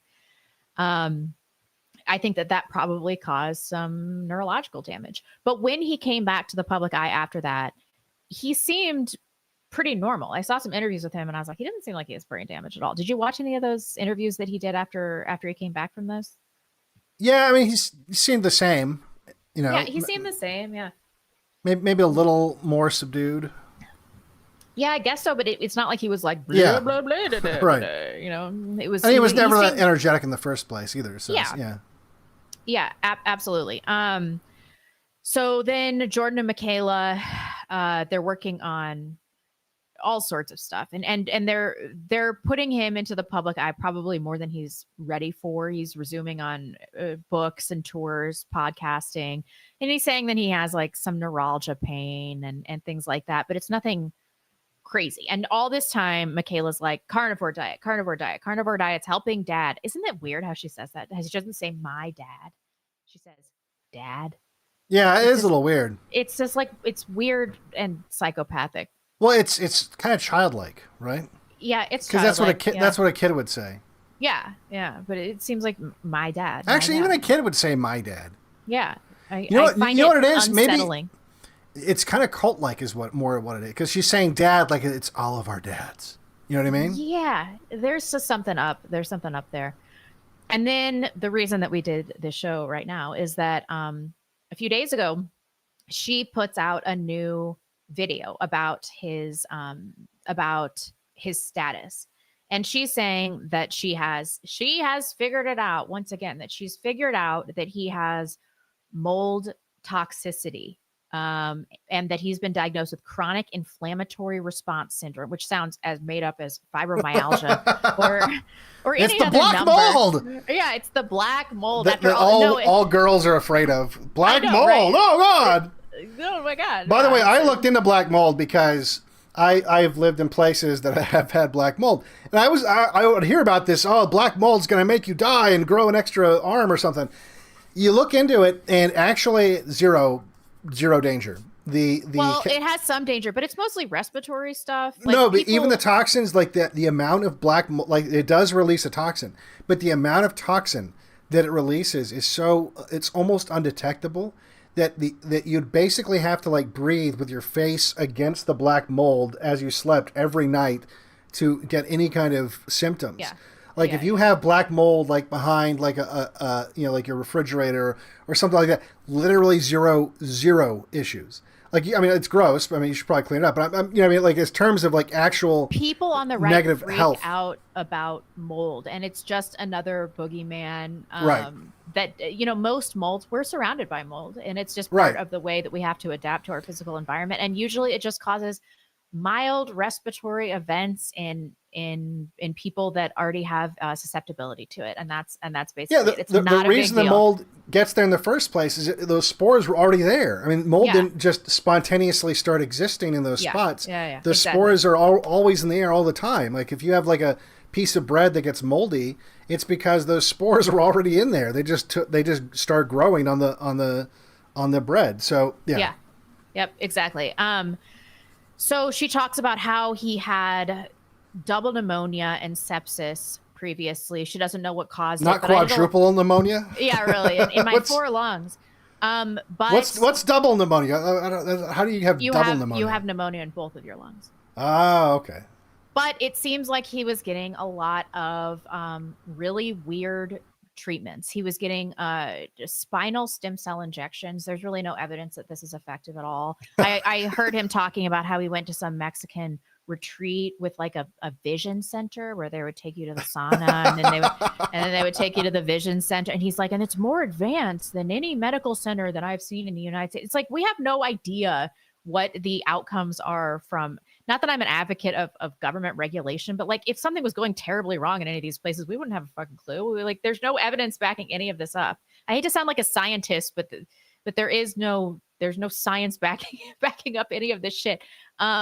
Especially with injectable stem cells. There's not a lot of scientific evidence that back up that as a treatment for what he was dealing with. And then she says that this leads to a recurrence of psych med-induced neurological injury from the previous benzo thing. And then he gets this severe akathisia again. The injections led to that? Well, she doesn't talk about those very much because, you know, we don't know what all of his treatments are. Well, one can only imagine if like apple cider is going to make you not sleep for 25 days, having liquefied baby blood, you know, injected into your spinal cord. No, that's probably not going to help out. She's like, well, it's idiopathic pneumonia. It's like, and then sepsis after the pneumonia. I'm like, I don't know. I'm not a doctor, but this sounds like you got some fucked up treatment from some weird clinic in some whatever country, and that you're having some negative effects from it, right? And so he gets the akathisia again, and then he gets polyneuropathy, myopathy. He's in the ICU for 3 months. He's very sick, horrible, complex and ongoing, progress coming slowly. He steps away from public life since 2025 under assisted care. And she's saying that like neurological injuries like this are very common and misdiagnosed, and they're triggered by immune dysfunction and stress and mold. So he's in prolonged recovery. I'd also the like mold to mention, again. I know he's like triple vaxxed, by the way. Oh yeah. And he was an advocate of the vaccine. I mean, I don't know how anybody could be drawing any conclusions about his health. Like the mold toxicity thing is another one of Michaela's machinations. It's like, how can you even draw conclusions like this? I mean, I don't trust Western medicine. I don't trust doctors, but this is not the way. Like going into totally pseudo-scientific realms in third world countries, not Russia, but you know, Mexico, to get experimental treatments and then act like it's fucking mold. Like this is a like what is your deal? I don't know. I mean, I think that she's psychopathic and she's certainly financially capitalizing off of her father's health issues. But you know, I do think that there's a spiritual component to this. He's absolutely deteriorating because he could not deal with the moral injury of him betraying young white men. And that led him to a benzo addiction. And then that, you know, that kind of descended into a cascade of worse health issues. I don't know which of these are real, but I do know that Michaela's a bitch and that she's going to do whatever she can to. There's a part in that video where she like tries to cry. Have you seen Arrested Development where Lindsay's like trying to cry. Michael's like, are you trying to cry now, right now? But it's like that. And she has this weird satanic background. There's like a picture of a lamb and then like a weird tree. And she's like, and my father, this is hard for me to talk about. Are you talking about the interview when she's a kid that she tries to cry? No, in the Rogan one? No, this update that she did this week. Okay, gotcha. Yeah. So I don't know. This is just like a family. The reason that this is cathartic, everybody's like, when I tweeted about this, because I was like, this is payback time for Michaela for the Munchausens by proxy that her parents did on her when she was a kid.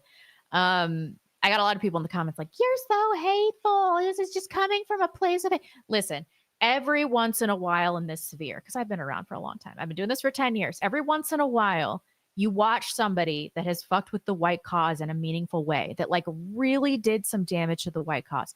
You watch them get what they deserve. All right. Dennis Prager, vegetable. All right. That day was awesome. When I found that out, I was like, I hope you stay in this vegetative state and then you die and then you burn in hell. Now, we should be able to take this moment and be like, okay, sometimes people do get what they deserve.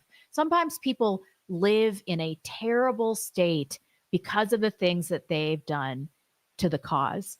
And we should be able to rejoice in that. And so, you know what, Jordan Peterson, you deserve every bit of this. Michaela Peterson, you're a monster, and your whole family is so fucked up and psychopathic. And I hate every single one of you. I hate every one of you.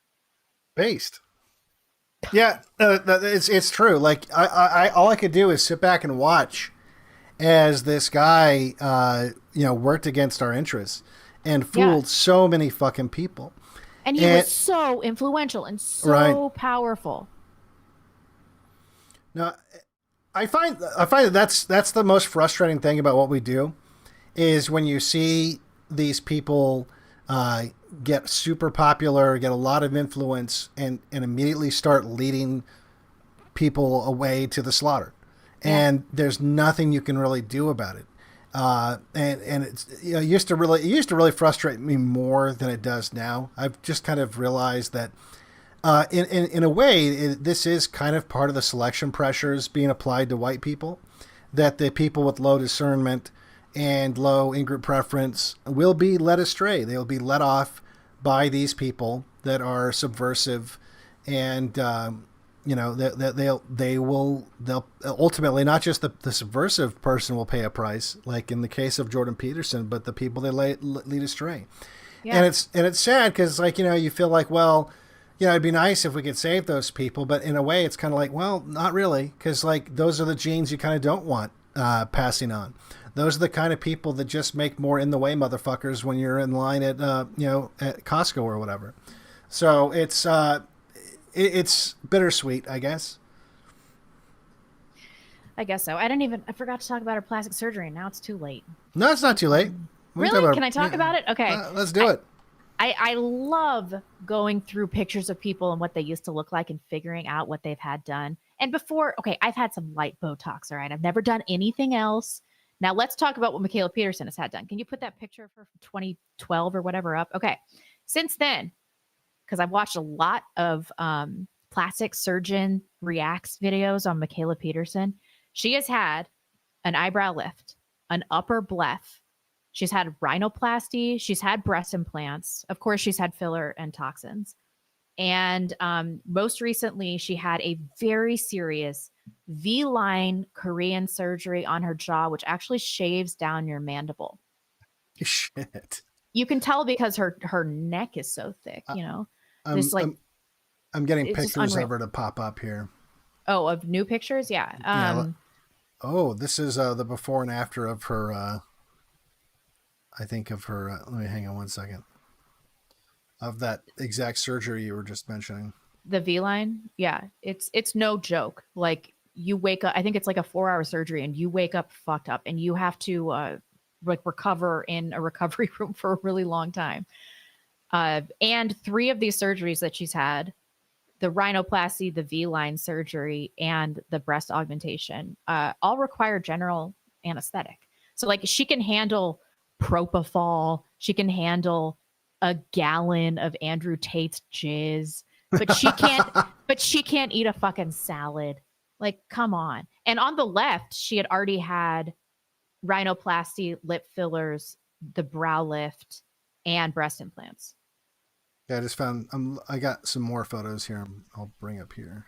You can tell she might have had a cat eye surgery too. I mean, that might just be the upper left. Is that a thing? Cat eye Yeah. surgery? Women on Instagram are really into it. Yeah. I always thought that it was like a mistake because like every time you see these women with weird cat eyes, I just thought that was bad plastic. I didn't know it was like an intended consequence. It's called, they call it the Bella Hadid surgery. It looks horrible. Yeah, it's crazy. Yeah, there we go. And then in 2019, that was before she did the V line. I don't think she had her breast done. I don't think she had the rhinoplasty or the upper left. And she had just started doing toxin filler there. So that's before most of it. That's Can you crazy. move that over so we can see 2023? Yeah, let's do this. This will make it easier. So like, why could she withstand all of this? Her body, but oxalates will cause her to hallucinate or whatever the fuck. Right. Like you can take propofol, but you can't eat spinach. I don't know. There's something seriously wrong with these people. Just like seriously wrong. You have to undergo this level of plastic surgery. You have to have like major problems. Like there's got to be something up. It's like covering yourself with tattoos, you know? It's a major, major life decision that signals to the outside world that there is something wrong with you. You know what? She's pregnant with her 4th kid right now. So she had one with the first husband, right? And she's going to have 3 under 3 with her gay husband, who apparently is sticking it to her. So, yeah. What do I know? Well, as far as you know, there could be a donor husband. They could all be Andrew Tate's children for all we know. Wouldn't that be a twist? But wouldn't they be quadroons then? Well, that basically. I'm glad I got an opportunity to talk about that because in my quest to find out information, like solid information for the show, I got kind of derailed watching the videos. Well, there you go. See, we got to cover the plastic surgery angle. We got to. And for people that think that we're mean, also, you know, there's some bitterness there. Like we've been doing this for so long and everybody's just been scraping by, trying not to get canceled, relying on dono money, getting banned from all sorts of platforms. And Jordan Peterson's is going around talking about how he loves Jews and is making $6 million a year. He has more power and influence even now than any of us could ever dream of, just ever dream of. Right. And that is personally infuriating. Not that I ever would want to achieve that level of celebrity. It seems like a nightmare. Well, the bottom line is you just don't, if you don't mention Jews, you get a lot of money. I mean, that's really what it is. Yeah. I think that you have to be, you have to really kiss their ass. Well, I think to get into that realm. Yeah. Well, in his case, it wasn't just don't mention Jews. You had to actively fight against white solidarity. And that's why he was so successful. Yeah. Right. And so you see a lot of these influencers, and it's funny because you'll see a lot of these guys on Twitter who have way more followers than you or I combined have, but they get only 20 likes on their tweets, that sort of a thing. Mm-hmm. Because, obviously a lot of their followers are probably bots or whatever. They bought a bunch of followers. And yet they have like these really nice studios. They have, they're, in fact, speaking of Jordan Peterson, he's the guy, or he interviewed that guy that did what's his name? James, the guy who came up with Woke Right. What's his name? Lindsay. Yeah, James Lindsay. He was in that hilarious interview with Jordan Peterson saying that, well, who's Satan? Satan, he's like the morning star. Morning star. What happens in the morning? You wake up, woke. What? Yeah, you haven't seen that? No. Oh my God, I'm gonna download that. I'm surprised you haven't seen that. And Jordan Peterson was just like, "Are you serious, dude?" Like he was just like looking like, okay, yeah, good one, I guess.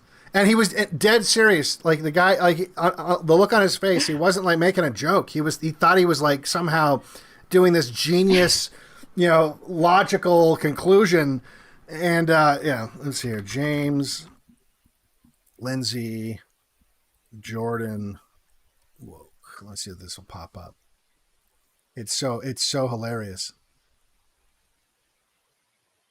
Hey, Leonardo just texted me. Leonardo Jenny. She said, I'm watching you and Devon's live stream right now. Hey guys, if you don't, or hey Leonardo, whoops. If you don't follow Leonardo Jenny, you are missing out. She is a foid extraordinaire, that chick. Never failed me. She's a good one. Oh yeah. Yeah. Tell her what's up. Okay. You I can think tell her. this is what's up. All right. Let's see here. This is, let's see if it'll, yeah, this is it. This is so fucking crazy. Pop it up here. I'm surprised you haven't seen this. So this is it's not even that old. This is from when? This is from Woke Right's only a few years. It's probably 2 years old. yeah, this is from a couple years, maybe a year ago. Yeah. It's not well regulated on the net because most of our... Oh wait, that's not. Why is it? On the net. Hold on, it's not wanting to download the right one. Let me do it this way.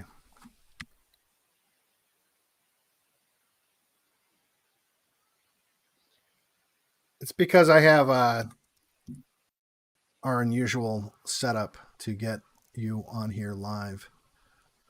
It's your fault. You're the reason why we don't have instant Twitter videos. Oh wait, Probably never mind. is. It's because it's trying to do. All right, we'll do this. 3 hour stream. 3 hour stream. Is that what we're going for? I don't know. We got a lot of chats coming in. Oh yeah, that's true. Okay, here is. I'm not sure which one of these clips is the one we want, but I got them all up here.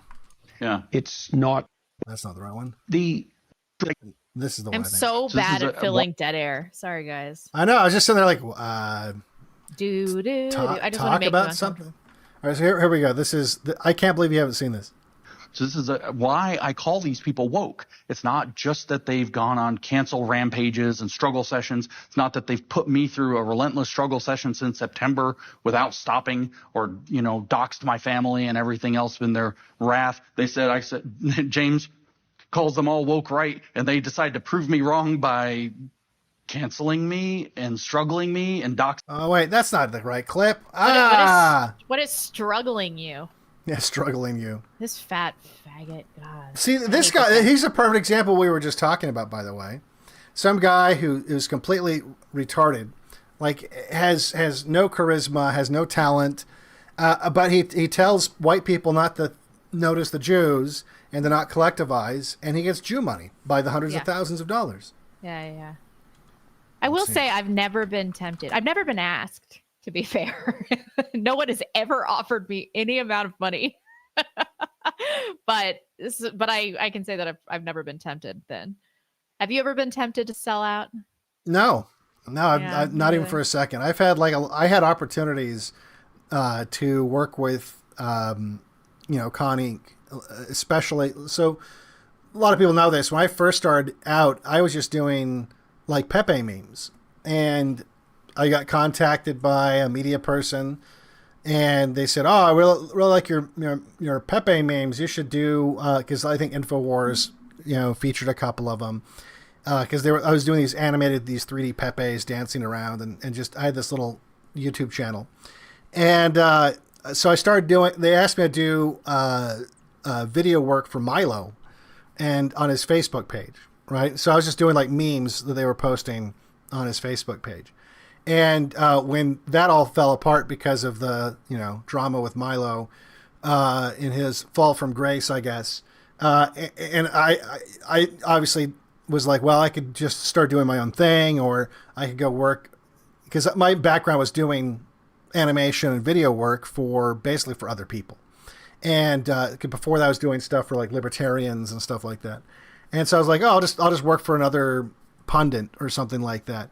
And but at this point is also when I started to become Jew woke and aware of you know, the bigger picture and how Trump was kind of a big disappointment. And I was starting to figure things out. Let me put it that way. And so I was kind of like, well, I don't really want to, you know, work for one of these people. But I got offered good money to work in a few different places, and I did not want to do it. I didn't want to do it because Good for you. Yeah, I was like, So I just at that time I was like, well, my YouTube channel was doing okay because I was still trying to maintain it as I did work for other people, and I was like, well, I got money saved up. I'll do the YouTube thing for like 4 months, and if I'm like broke at the end of the 4 months, I'll get a job. I'll just go do something else. I'll go back to what I used to do. I'll just do animation work for corporate video stuff or something like that, you know. And but no, then it took off, and then I wrote my book, and then I became able to maintain a living, and then 10 years later, here I am. So that's the way to go. I would have considered it until that Tenet Media fiasco thing happened. And then I was like, whoa, good thing that nobody wants to work with me. I cannot find that clip. But no, he literally says, oh yeah, it's like the morning star. And in the morning, you wake up, woke. And Jordan Peterson's just like, okay. If you can't get Jordan Peterson on board with your word salad, you've totally failed as an individual. He should kill himself. I wish I could find this. It's such a bad... It's so like disturbingly like it lowers the bar so low. Like it is this interview. It's in this interview. I don't know. We're not going to watch the whole thing though. But it's when you realize these guys just, if it wasn't for the money backing them up, I mean, what would this guy even be? Like, what would he be like? A car salesman or something? Like, no, he's not charismatic enough to be a car salesman. Exactly. It's like, what would he even do? And so many of these people are like that, where you're just like, holy shit, dude, you just are no good. Like if it wasn't for like the fact that you hate white people, like you'd be fucked. That is the worst insult from Devon Stack. You are no good, man. you're just no good. You're no good. You're a bad man. You're a bad man. Let's get into some supers. Let's do it. You want to do entropy first or? Whatever you want. What I want is to not make a decision. All right. We'll do entropy first. Entropy. We got Gorilla Hands says, love the show, guys, and you two make a great duo. Devon, I'm still waiting to hear your interview with Alex Jones where he calls you Dave Owen. It's on... Dave Owen. I think it's on BitChute somewhere. Even one of your AI versions of it will do. Rebecca, I love the Reset Show with Devon's evil twin, Cameron. Where is Dave Riley? I don't know. Yeah. When I drop off a show, I'm like, it's just kind of gone. I'm not invested in it. I'm like, you take the backlash and I'll just never think about it again. It's fine. As I think most people, that's their opinion. Never think about it again. Periodically, people message me and they're like, it is bad. It has gotten like really, really bad.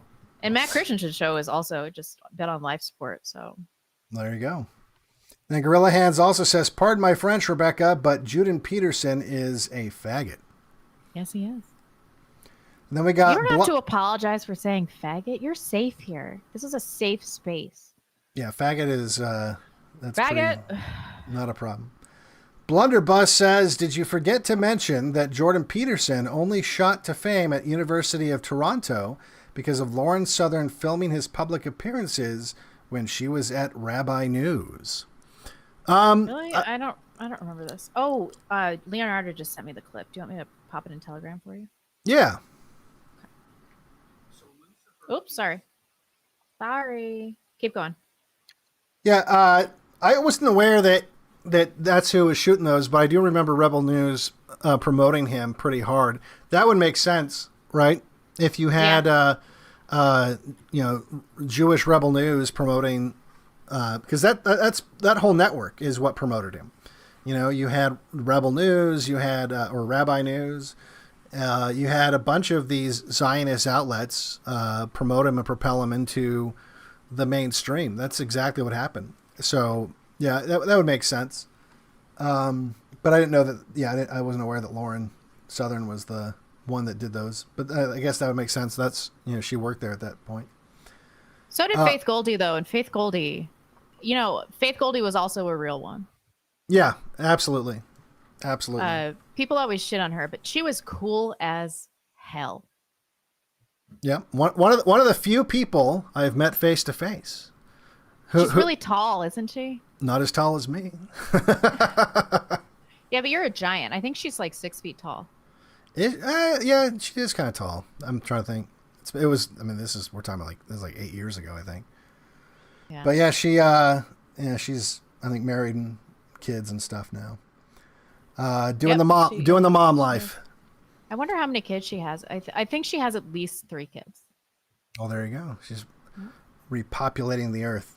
Then we got Hammer of Thorzane says, from my clinical experience, I consider a normal name spelled bizarrely to be a sign of borderline.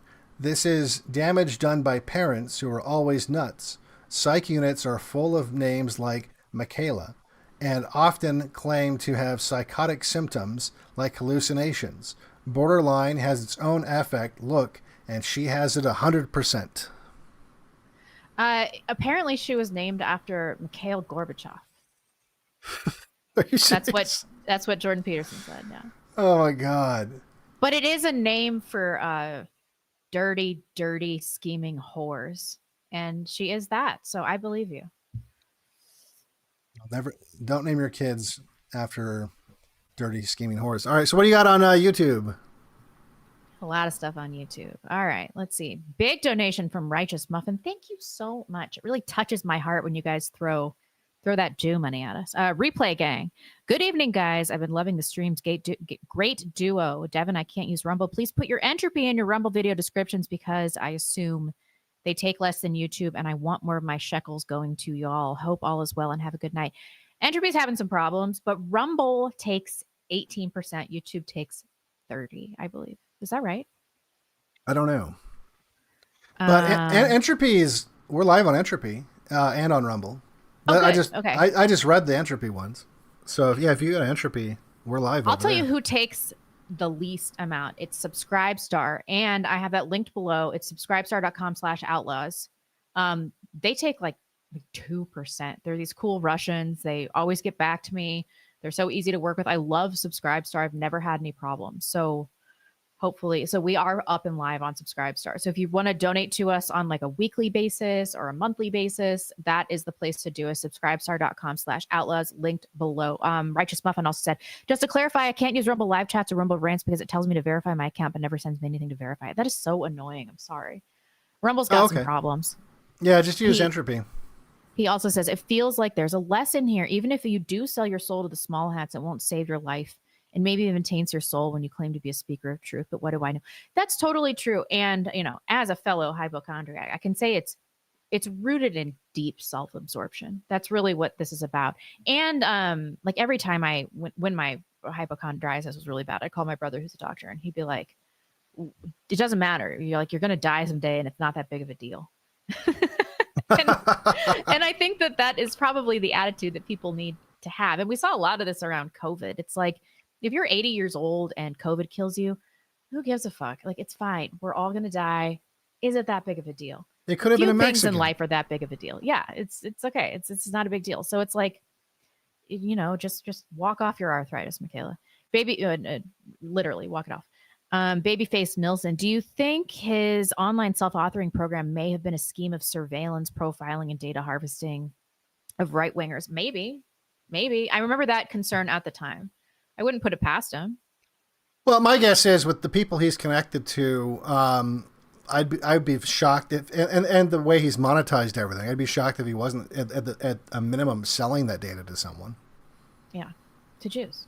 Yeah, I mean, if Mossad was like, sell us all of your data for like $2 million, I'm sure he'd be like, okay, here you go. Yeah, exactly. Adam Keeney, I like Sargon's phrasing, individual rights is an expression of Anglo collectivism. That is true. And I know Sargon blocked you, but although it pains me to say it a little bit, because he did take his dear sweet time coming around. He's been doing some good work recently. I'll believe it when I see it. I have a soft spot for him. I don't know what it is. It's those OG YouTubers. Like I still like Shoe on Head, and I feel like if you've been around for this long, that maybe you got some grit, right? Or you're owned by Jews. Yeah. Yeah. Every single time. A huge dono. Huge. Thank you so much. Thanks, Rebecca and Devon. His plan didn't work with me, fortunately. I was at the borders of the GOP plantation when he showed up, and I noped right the fuck out, landed with the libertarians, but realized things are too far gone to be fixed with their ideas. Now it's roof holes or nothing. Maybe we should be looking at the silver lining on this one.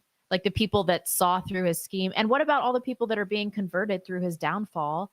I mean, one of the reasons that people loved him so much is that they viewed him as a father figure when they were raised by single mothers, when everybody hated him. And so he had this cult-like following. Now imagine that you're in that group and you see his incredible fall from grace and you're J-woke. Then it would just light the way, wouldn't it? I don't know. I kind of feel like that for some people, again, selection event, right? So for some people, yes, I think the smarter people will realize that. But there's also a lot of people double down when they see their cult leader in distress or, like having some kind of opposition. Even if the opposition is completely rational and justified, they'll rally behind them out of... ironically enough, in the case of Jordan Peterson, out of some collectivist instinct. So I think that those people will. Just like with Trump, look at what Trump has gotten away with, and there's still MAGA moms out there going like, "God, fuck him," There's no. Yeah, but he has historic low approval rating, so that's something, right? Stop shitting in my Cheerios, dude. I'm just saying, there's a lot of people. And is it really historic low? I mean, it's historic low on Twitter. Is it really, though, when it comes to... You can never tell with these pollings, these poll numbers, Troy says, my two favorite people. Thank you so much, Troy. Really appreciate it. Ryan White, is he purposely a constructed plant? Did Jews get in his ear, or is he just an average boomer? I'm crying like Peterson trying to figure it out. I think it's a combination of those things. Well, one thing I didn't mention, probably should have brought up, is he did help. He was an author on the UN's Agenda 2030. Oh, yeah, he did work for the UN. That's right. Yeah, so he contributed to Agenda 2030. Now, was he just some guy that was because he was a university professor? Because not everyone's in on some plan just because they help author a paper for the UN. But it's not exactly a point in his favor. That doesn't make him look less suspicious, certainly. Yeah, that's true. Altered Airs, dearest Devon, when you switch the camera view, it makes the audio fade out and then fade in. Not sure if you realize this, so I'm calling you out in front of the whole team. Hey, Blonde, love you guys. Hey, Devon, are you going to blame that one on me too? No, I think that's just the nature of OBS. There's not much you can do about that. Unless you got rid of the wipe, then you can cut it. Unless I'll double check, but I think that's just something that happens. It's only a couple seconds. It's like 1, 2, and then it fades back up. So, thank you for that. Shell Beach, I can't read this because we do institute a strict $10 and up on our Wednesday show. But thank you for the dono anyway. I'm sure you didn't know that. If you didn't know that, then I'll read it anyway. If Peterson was a car salesman, he would rage at you to buy this used car and then break down crying when it didn't work. Yes. We're allowed to laugh. Feels good to laugh, doesn't it? I'm good over here. All right. Then we got Likes to Watch says, thanks to both of you for making my work days even better. Judging by the thumbnail, this is going to be yet another excellent episode. Cheers. Did you like the thumbnail? Yeah, it's actually pretty good. Thank you. You are getting better. I appreciate it. I know how to work the AI now. You figured out the secrets of the prompt. I have. Yeah. All right, then you we have got to be so specific. Oh, hyper specific. Yeah. When people think that especially with like the AI music I've made, we're like, oh, you're just typing in make a song, and then a song comes out. It's like, well, you could do that, but it'll look like one of Rebecca's first thumbnails. You gotta be like super specific with it. We got Jafig says, so with the SPLC thing, isn't it just saying that they paid people from all of these groups to be informants? including Nick the Spick? Or am I the one who can't read? Either way, the Fed jacketers are fags. I don't think Nick is implicated. Well, I don't know that we know for like everybody. I'd be surprised. I think during Unite the Right, he was like 16 years old or something, right? Yeah. So and the people that I know that went to Charlottesville, like Faith Goldie and Dave Riley and Millennial Matt, none of those people were paid. Like I would bet my life on it that they were not paid to be there. From what I gather, and this which would make sense with an aging organization like the SPLC, is that the kinds of people that will come up if this comes all to light through the court case, I guess that's now going to happen. It's going to be like these almost defunct organizations, like KKK, maybe like John Birch Society type stuff, like things like, boomer organizations that aren't really drawing crowds these days, but were in attendance there. Now that's just the sense that I get, because they did list some of them, right? They listed KKK, they listed, and it was all organizations that like maybe they were relevant in the 80s or something, but like there was nothing I'd ever even really encountered in all the 10 years that we've been doing this. I've never talked to anyone from any of those organizations that were listed. No, so never. Yeah. Like I still hear people reference like the Aryan nations. I'm like, listen, I live in Aryan nations land. Nobody is in the Aryan nation. Right. Like I've never met anybody.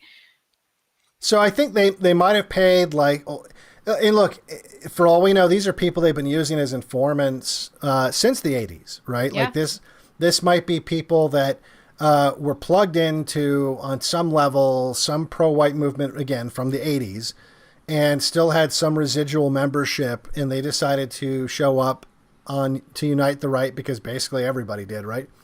And so I don't know. I don't know, though. For all I know, I'll tell you what I do know. A bunch of boomers and race traders on X are trying to use this to lie about Patriot Front and say, see, I knew it. They were feds. Anyone that tries to organize in real life is a fed. So, yeah, the Fed jacketing stuff is off the hook. But as far as I know, I don't think it's anyone that any of us are really familiar with. They don't, but who knows? I guess we'll find out if they ever reveal the names. All right. So then we got Revolver says, today's Matt Walsh show, he covered Charlottesville and much money SPLC used to put subversives in it to fuck it up. Walsh gets a bad rap, but he does pretty good work as a general right-wing type, in my opinion. I mean, I've never watched one of his shows, so just to be honest, but I've noticed that, I've noticed that he's always like behind, he's always being dragged, kicking and screaming to the next talking point. You know what I mean? No. And then he goes all out. Like once it's already like out there, and he's behind the curve. That shows weakness of character, though. Right. It really does. It's like, be the leader. You have the audience to be able to take these stands first, but you won't because No. you're comfortable with your Daily Wire money, you Right. pussy. And he works for Jews, so that's the other thing. Yeah. Too. Like Yeah. as long as he keeps working for Jews, you can never trust him. I'm concerned about this SPLC thing. You had an excellent tweet. What did you say? You said like Jew Coomer. It's something very, very good. I don't want to mischaracterize you. It was a really good tweet. I said, every boomer slop race trader on this app is hard at work lying about what's in the SPLC docs to try to keep their NPC autopilot followers on the Juju cum Zogtard reservation. That's peak Devon. These people are your enemy. And that's totally true. This is just an opportunity for everybody to talk about how Patriot Front is an SPLC false flag operation, which is obviously bullshit. Now, I've met a lot of people in the sphere. You know who's the real deal? Thomas Rousseau. That guy. He's got real leadership qualities. I trust him. I like him. And this is just a way for them to discredit all right-wing organizations. I think it's going to be catastrophic for whatever movement we have that exists right now. Yeah, no, it's all these boomers that have been. It basically it's they argue the same way the flat earthers and the people I've been arguing with on Twitter about like the space stuff that argue. They just keep recycling. Oh, this other account said they were feds, so they're feds. And it's like, okay, but where's your evidence they're feds? Well, look, there's a cop standing next to them. Well, yeah, because it's a protest. There's cops at the protest. Well, because like they're not fat. And it's like, come on, let's just. Oh, somebody just said, don't forget the James Lindsay clip. Oh, did you? Oh, yeah. Did you send it to me? Yeah, I sent it in Telegram. Yeah. All right, I will. I'll get it downloading right now. You like Patriot Front, right? Yeah. Yeah, I think they're. I mean, I don't know think... them. I've never talked to them personally, but I have no reason to think that they're anything than what they present themselves as. You know. Yeah, me too. I think they're solid. I think Nova is solid. And I like the Australian movement, which I know people are not super jazzed about, but I think that they're also solid. All right. So then we got Figure Nugget 88 says, huge Black Pill fan. I have a funny suggestion for Devon. You should pull up Dave Chappelle's Clayton Bigsby skit and use a sound clip of his character saying white power and make a button with it. We need some buttons. Well, do more work, Devon. Do more unpaid labor. We'll get some buttons going. We'll definitely get some buttons. Next time he does a marathon working session for 79 hours, he'll get some stuff done. I was up till not even working on this. I was up till 3 a.m. because I've got this building with a well, this is all boring. Never mind. It's well, now I kind of want to know. Well, it's this building that's got a metal roof and no insulation, and just in the desert. So that building just turns into like an oven in the summer, to where I don't even.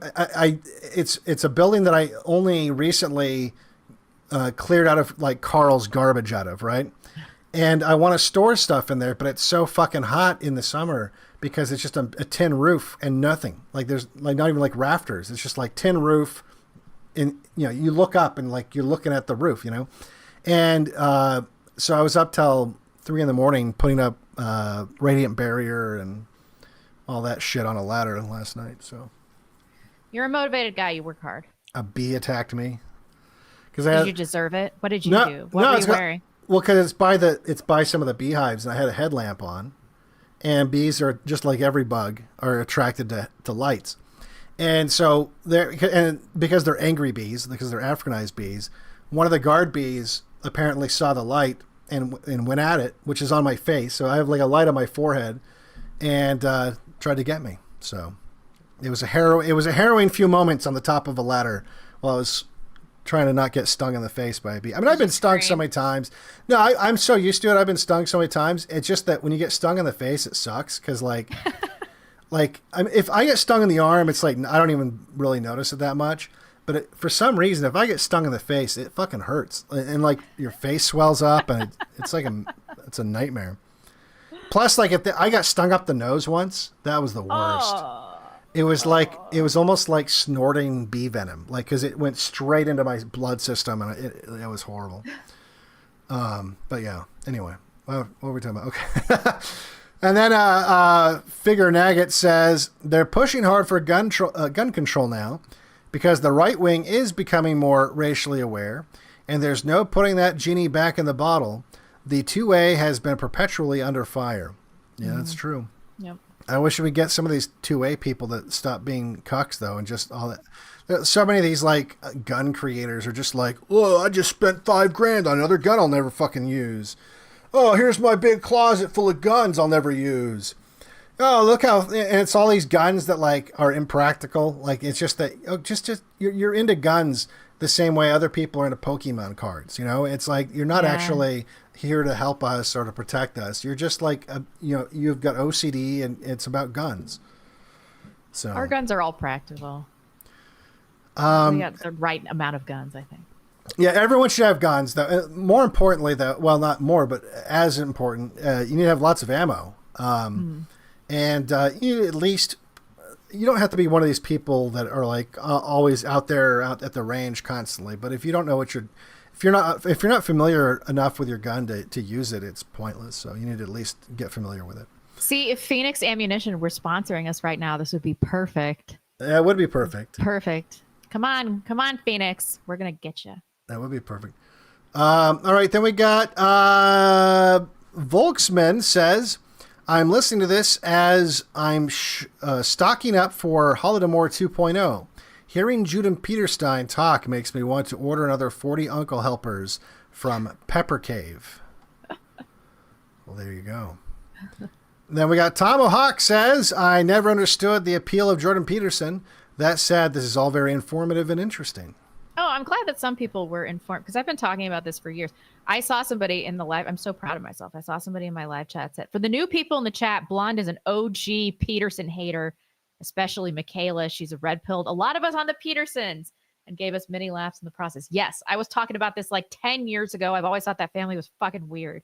So I'm delighting in this downfall. Delighting in it. You've been talking about it for a long time, too. You saw through his grift like right away. Yeah, I'm enjoying this a little bit, I have to say. All right, then we got Cage Mushinjaro says Peterson is not the only agent out there trying to diffuse collectivization of whites. I would argue that any successful internet persona has already accepted the money to betray white people. Yeah, I would say quite a true, few have. yeah. Quite a few have. Then we got Evergreen Dream says, up your woke moralist, we'll see who cancels who. Or up yours, woke moralists. We'll see who cancels Peterson famously said that. It was very cringy. Ah, there we go. And then Evergreen Dream says, I've seen leftists call Jordan Peterson a crypto-fascist because he used the term cultural Marxism. They don't understand that this guy is a tool and there isn't a Nazi behind every rock. I know. I wish that everyone that the left thought was a Nazi was actually a Nazi. It's actually a Nazi. I know. Then we got Astralis 725 says Jordan Peterson is pitiful at best. Thanks for showing us his mental illness. You're welcome. Then we got Jafig says the discourse from the time period is exhausting to listen to again.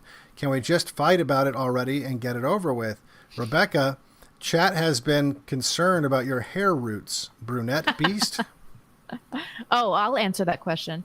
I am a natural blonde. I'm a natural 7, but I baby light to an 8.5 around my face. So I am a natural blonde. You can see the natural color like right here. That's my natural color. There you go. Also, we have turned down the lights in here so that it's a high contrast dark situation. So everything kind of looks darker than it actually is. There we go. Then we got Team White says, I arrived to this stream late. I'll catch the first 90% on the replay. Great topic. Dr. Crybaby. Thank you. Thanks so much. Then we got Cage Mushinjaro says, the fact that we have to deal with this display from a white person talking all this shit to white people is another display of power over us. It's propaganda. We should know this. Yep. Then we got Revolver 357N2 says, I worked for a guy that started his own company. Got a call. He was found dead of sleep deprivation after 11 days of no sleep. Dude was slamming meth to work harder. Whitest way to go. How do they know it wasn't the meth? Yeah, well, but he's right though. 11 days is the world record. Like that's just you go even 11. I mean, you go. I remember I used to be able to stay up for like maybe 3 before I start. Oh yeah, and no math by the way. I've never done math or anything like that. And I would be 11 days in, or 11 days. I'd be 3 days in. I'd start hallucinating really the second day, and by that I mean like you remember the movie Ghost with Patrick Swayze. You know, when like the bad people would die and like the little shadow people would like, you know, be in the shadows that would come grab the soul of the person that died. Do you remember that movie? I haven't seen Ghost. You ever seen Ghost? Doesn't it have that hot scene with the throwing the pottery? No, I haven't seen it. Yeah. I thought every girl had seen Ghost. No. All right. Well, anyway. For those of you who have, that'll start happening. I start to see like weird little shadow demons like in the corners of my vision, like it just barely like in the periphery, And it tweaks you out a little bit. Like, you know, they're not real, but like you keep sort of seeing them. And by like the third day, you start wondering if they're real. And so that's what is wrong with you? Then you have to sleep. I used to work a lot. I'd be on projects where the deadline was the deadline, and it didn't matter that there wasn't enough hours to finish it. And so I would sleep under my desk at work, and or just not sleep and just drink lots of coffee. And I would live in my office basically sometimes for, you know, a week or two. And yeah, I've been on projects where I'd say, even recently, now that I'm getting older, I can do 2 days, and it's before I start to feel like shit. But I used to be able to do 3 days, no problem. Well, not no problem, What? but I could do it. No. If I'm awake for more than like 16 hours, I'm like, nope, this is not for me. I do 24 hours all the time, like all the time. Like last week. I think I did 24 hours last week. And then when I crash, I only have to sleep for like, I don't know, like 5-6 hours. So what? Yeah. This is abnormal. You should get on a regular schedule, Devon. Is what my mom used to say to me. Yeah, no, it's true. I feel a lot better when I'm not doing that. And like I said, as I've gotten older, I feel it's almost like when you were like 19, you can go out drinking and come home annihilated and wake up feeling great and, you know, start drinking again if you wanted. And then you turn like 25 or something, and it's just like, ow, like the next day, like, what did I do? And it's like, for some reason, you know, like you can't do it anymore. It's kind of like that with the sleep with me. It's like, I used to be able to do it and not a big deal, or, you know, maybe not a big deal, but like I could sleep it off. And now I'm just like, I'm destroyed for a couple of days, and I'm sore, and I feel like I'm dying a little bit. My back hurts. Yeah. All right. Then we got, Cage Mission Jaro says, oh wait, that's a duplicate.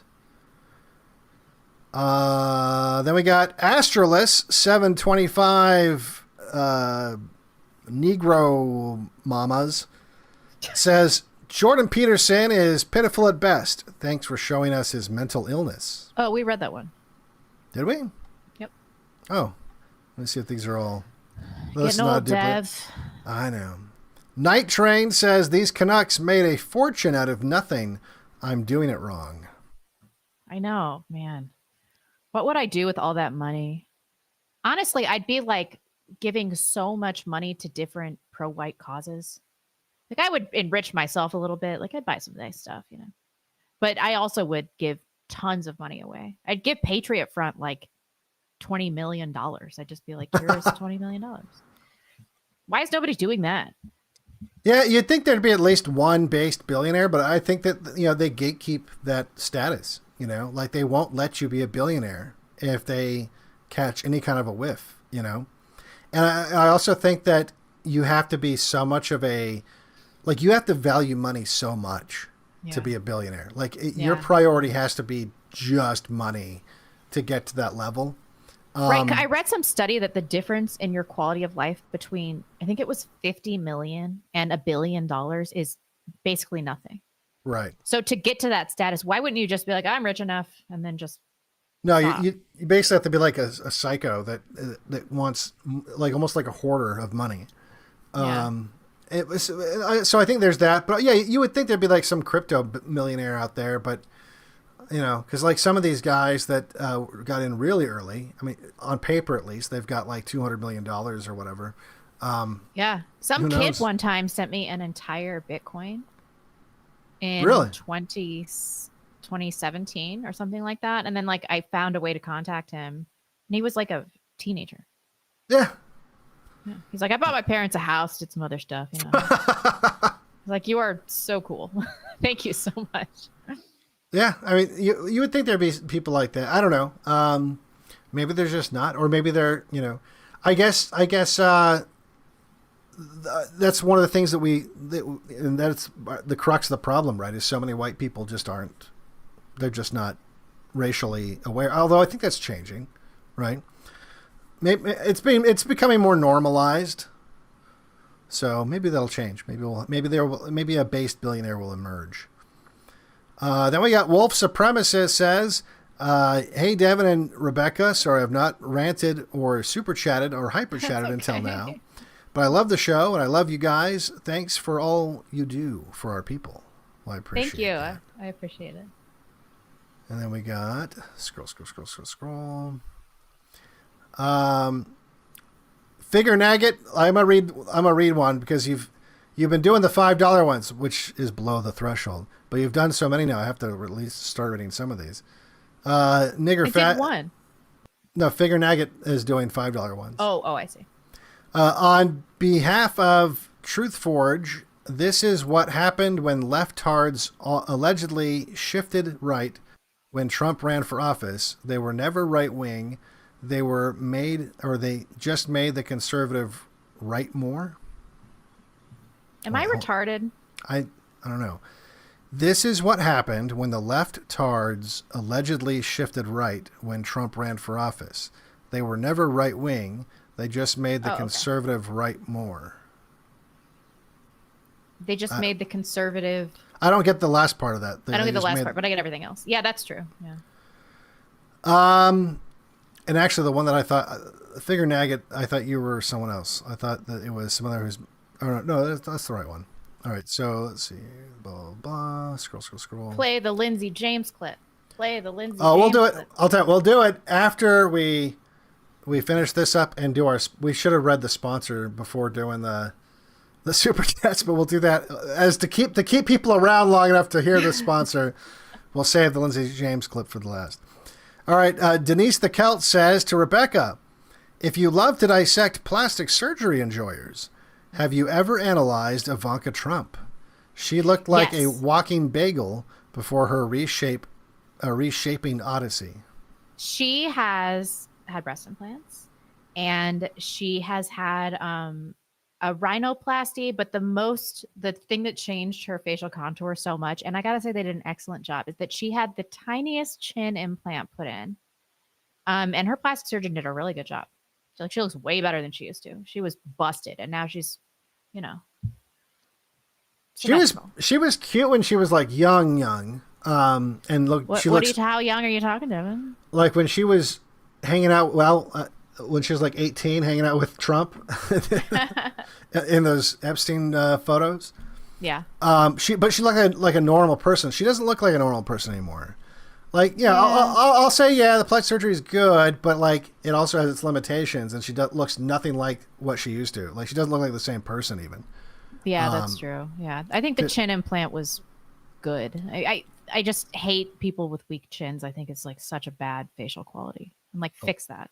Well, there you go. It's the opposite problem of Michaela Peterson. Then we got Reinhard 1488 with a big dono. Says, what a banger of an episode to enjoy as a group. I can never get enough Peterson hate in my life after how he misled and betrayed us. May he continue to suffer and watch our rise with impotent rage. Oh, thank you so much, Reinhardt. Thank you, Mrs. Reinhardt. Thank you, Zig. Thank you, all the people in Florida. We really appreciate it. I miss you guys. I hope you're doing well. He's been sending me some pictures. It looks like it's a lot of fun. Then we got Night Train says, were any of the right-wingers who rose to fame in 2016 to 2017 legitimate? Oh, yeah, totally. Let's see. Computing Forever was Dave Collin. Faith Goldie was Devin, of course. Well, I think he's asking like rose to fame, like Jordan Peterson fame. Oh, who else did? I can't think of like no one that's ever reached mainstream fame was legitimate. Yeah. I think I can pretty confidently say that. Yeah. Fame. My definition of fame is different. Yeah. But I mean, there's a lot of old school guys that were legit. But they, unless they sold out, that's how you know, basically. Yeah, you know that they are that they're legitimate if they're still poor. Who else from that era is still around? Millennial Woes, he's the real deal. Morgoth, also. Yeah. I know I'm patriotic alternative people. Laura Towler, Mark Collett. Yeah. You guys all, you know who the real ones are. Everyone Yeah, knows. I mean, they're still around. And that's the other thing too, is a lot of, if you were the real ones, the real ones don't burn out, because the real ones, they just take the punishment. So they're still around, most of them. We are gluttons for punishment, aren't we? That's true. Well, if you're a true believer, you'll take the punishment, right? Like True. the people that were just in it to grift, if they stopped making money, they just disappeared, you know? Yeah. Or if they couldn't take the pressure. And look, I kind of understand a little bit, but also pussy. Yeah. All right, then we got Wolf Supremacist says, your anger is very much warranted because you guys should be our leaders, but grift shits like Jordan Peterson and company keep us comfortable in our shitty cages. Yeah. Well, I appreciate that. The stream was cathartic, though. I feel good. Oh, yeah, it's nice. It's good to see. Then we got Droffwark says, when George Carlin spoke about the big club, do you think he may have been referring to the Jews? No, he was kind of anti-white. People like sharing George Carlin clips because those clips of themselves, divorced from George Carlin as a person, are good clips. But he was anti-white and he was a shit lib. Yeah. Like most comedians, really, especially from that era. Then we got Figure Nag at 88 says, tonight is my first night ever donating. The mother of my child introduced me to Devon around 4 years ago. Based. We're not together anymore. Oh, not as based. But some women can truly be based. Don't be a low IQ anti-feminist. Well, there you go. That's good. That's good advice. Yeah, you shouldn't just hate all women because a relationship goes tits up. That's just bound to happen. I'm sorry to hear that happen to you. But yeah, don't give up. Don't give up. Unless you're like 80, then maybe give up. Yeah, just start using heroin. It's fine. Well, you know what they say about well, you ever talk to anyone that's worked at a senior center? One of the biggest problems they have is rampant STDs. Oh yeah, I've heard this. Yeah. Because why wouldn't you? They're all just fucking each other. Because who cares at that point? Oh. Yeah. I mean, it's not a pretty thing to think about, but it makes sense. Let's see here. Then we got Revolver says, an online friend is friends with Phoenix Ammo CEO. I will try to get you guys a commercial. They are good guys. If you need ammo, they are awesome guys. Well, actually, I plan on reaching out to them soon. We're in talks. I've been wearing him down for like. I'm a busy man. I'm a busy man. We'll get it. We'll see what happens. I noticed they followed me on Twitter though, which was nice. Aha, nice. All right, Tomahawk says, I agree. Where is our super racist Bruce Wayne? Mm-hmm. Yeah, that's the thing too. Not even necessarily someone that's like giving us money, but like someone that has like a racist Batcave and is going out and like kidnapping George Soros and shit like that. Like that'd be awesome. Like why isn't there someone like that? Well, it's just remarkable that hasn't happened, especially after COVID. I was like, Fauci's just walking around. Exactly. Like, we've got all these incels that are killing. There was a new mass shooting this week. Not incels, trannies. Sorry, incels. Sorry, grippers, don't come at me. Well, we got all these trannies that are just shooting random people. There was one this week. I think he killed like 8 kids. It's like, can't we like harness this tranny power and like set it on the right people? Yeah, that's what I don't understand. Like all these people that pop off, they go for like the dumbest fucking targets. Yeah. The most self-defeating target, which by the way, that's why so many people are always just assume it's all fake all the time. Because it's like, it might as well be like a false flag because it has the same effect. Like if that's why I have the grocery store meme on my show, like because of that shooting at a grocery store.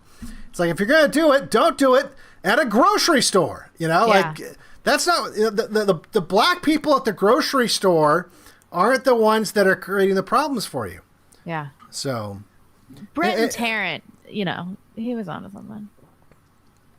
No, wait, no, not even him. Like maybe a little bit, but like not I'm as just much saying as that, like his heart was in the right well, not place, as much as the guy. Anders Breivik? There you go. I wasn't gonna say it, but he was getting right at the core of the problem. he was a little more focused in his, focused, a little more surgical in his strike. I watched an I Survived episode from the kids that survived that, and like, it was a military operation. Oh yeah, absolutely military operation. Yeah, well, there's a generation of leftists that don't exist now. Just saying. All right, then we got Revolver 357 says a billionaire giving money to a cause that thinks Juju cum is funny seems unlikely. Maybe I'm a prude, but I find Emily's disgusting cartoons to be gross. It's unfortunate that so many of you found it funny. Well, first of all, Emily didn't come up with Juju cum. That's a Devon Stack original. No, that's not a Devon Stack thing. It's a Murdoch thing. Ooh. And so it was an homage to a Murdoch episode from like, I don't know, like 7 years ago or something like that. I mean, that's old.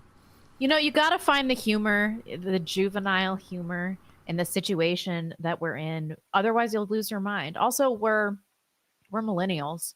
So we grew up with internet culture. You're not gonna escape it. You sound like a big old fogey. That's right, old man. Yeah. Go take some preparation nature. I don't know. What's an old people thing? I don't know. I do old people things all the time now. I just catch it. Like the other day I was like, I had my coffee and I'm like, wow, we really needed this rain. Like, oh God, it's happening. It's happening to me. What's I'm really weird into is gardening and knitting now. I'm turning into my dad in some ways. Like, are you a Dockers man? A what? Dockers, the pants. Are you a Dockers? Oh, no. Oh, no. Well, I wear the exact same shirts that my dad did all the time. What kind of shirts? They're just like the Wrangler Western snappy ones. Oh yeah. No buttons for you. No, snaps are just so much easier. Yeah. And they got the pearl, the shiny pearl on them. You know? But my dad used to exclusively wear those, and without thinking about it, that's pretty much what I do now. And the other thing is, I sound like him now, like my voice. Like Norm MacDonald? Well, I guess, because like I'll say something and I'll have like a weird deja vu where I feel like I just heard my dad say it. It's creeping me out a little bit. I wonder if anyone ever walked up to my dad, because he's still around, and like, oh, are you Devon Stack? Because he still sounds like this. Oh, really? Yeah, he sounds like me. He doesn't talk much though, so maybe he's saved. Dude, if you are young, I'm telling you, old person hobbies are so underrated.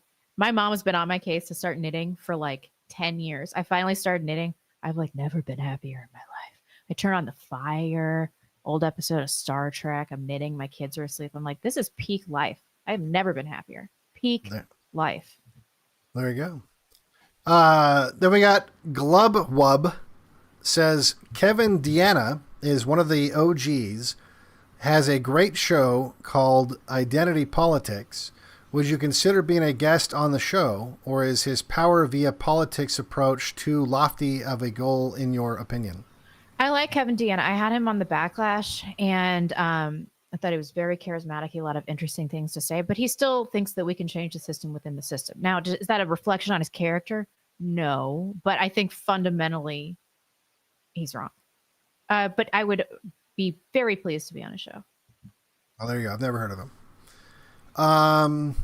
Let's see. I haven't heard of, that's not it. Yeah. I haven't heard of a lot of people. All right. So that is, let me just double check. Entropy. Whoa. Entropy got some too. We did that one. Let's see. Did that one. Yeah, I'm good over here. Love and a Vision says check Odyssey. Oh, we got an Odyssey chat too. Whoa. Love and a Vision says, sorry I'm late tuning in. I'll get the replay. I would like to see a deep dive into who's who behind all the blacks in the TV and media commercials. I know it's the Jews, but who? My hunch is Larry Fink is paying the agencies $100,000 per commercial. Yeah, I wonder if he might have had something to do with it.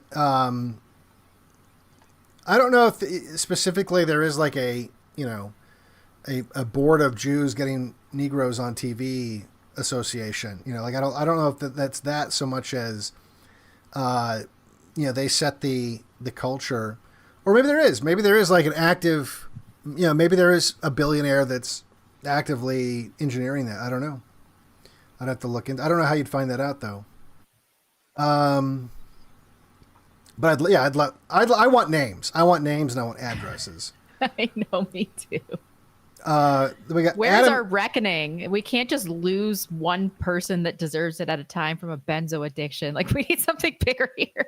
Oh no, we need to bake them some baked goods and bring them to them, to their home, kindly, and welcome them to the neighborhood. All right, then we got Adam says, I thought these were benzos, but I've had an erection for 25 days now. Am I washing it too much? Yeah, too much. Stop it. You're not supposed to wash under your foreskin, don't you know? Then we got Alki1 or Alcyone. I think it's Alcyone. I don't know. Speaking of the Unite the Right situation, Augustus Augustine is still battling the long tail of that in court. He's one of ours, so it would be great if it would be possible to advertise his Give, Send, Go. Love you guys. Great stream today. Well, there you go. Sure. I'm not familiar with that situation, but I've read about it and now I can't recall specifics, so people are going to think I'm a bad righty. What's his name again? Augustine. Augustus Augustine. People are going to be mad. Keep going. I'll look into this. Okay. Then we got Carj African American. Carj African American. That's funny. Carj African American. Maybe cover the Kaduarahi. I don't know what the fuck that is. Chaudhary. Is that Chaudhary? I don't know. Or other Indian families who used. Well, it's an Indian war. That's why. Who used debt slaves they human trafficked to make money on motels as a topic sometime. Also love the show so far. Well, I do have a Patel. Didn't you mention that? Well, I did a Patel Motel edition. I don't know if I specifically mentioned that family name. Maybe I did, and I memory hold it because I've just when you do so many streams, you can't remember everything you've done. But I did it's lengthy. It's like 2.5 hours of full-on content, and maybe longer of the whole system, how it's being abused. So it was a good stream. Yeah, check it out. Yeah, Patel Motel edition. All right, and then I'm gonna check back on Rumble, just double check. You got any leftovers? We got a big one on Rumble from Reinhardt. Thank you so much. Oh no, we read that one. Reinhardt, you sent this twice. Please send us an email and we can send that back. You sent the same chat twice, which was a big donation. Reinhardt. And then send that money back. Let's see here. That's it, I think, over on Rumble. Okay, so I guess we have to be quiet because of the transition, right? People get mad because it gets quiet for a second. Hold on. Okay, so this isn't the clip, but this is a clip. This was good though. Can we watch it? This is what I imagine is happening at Jordan Peterson's house right now. Suffer, Daddy.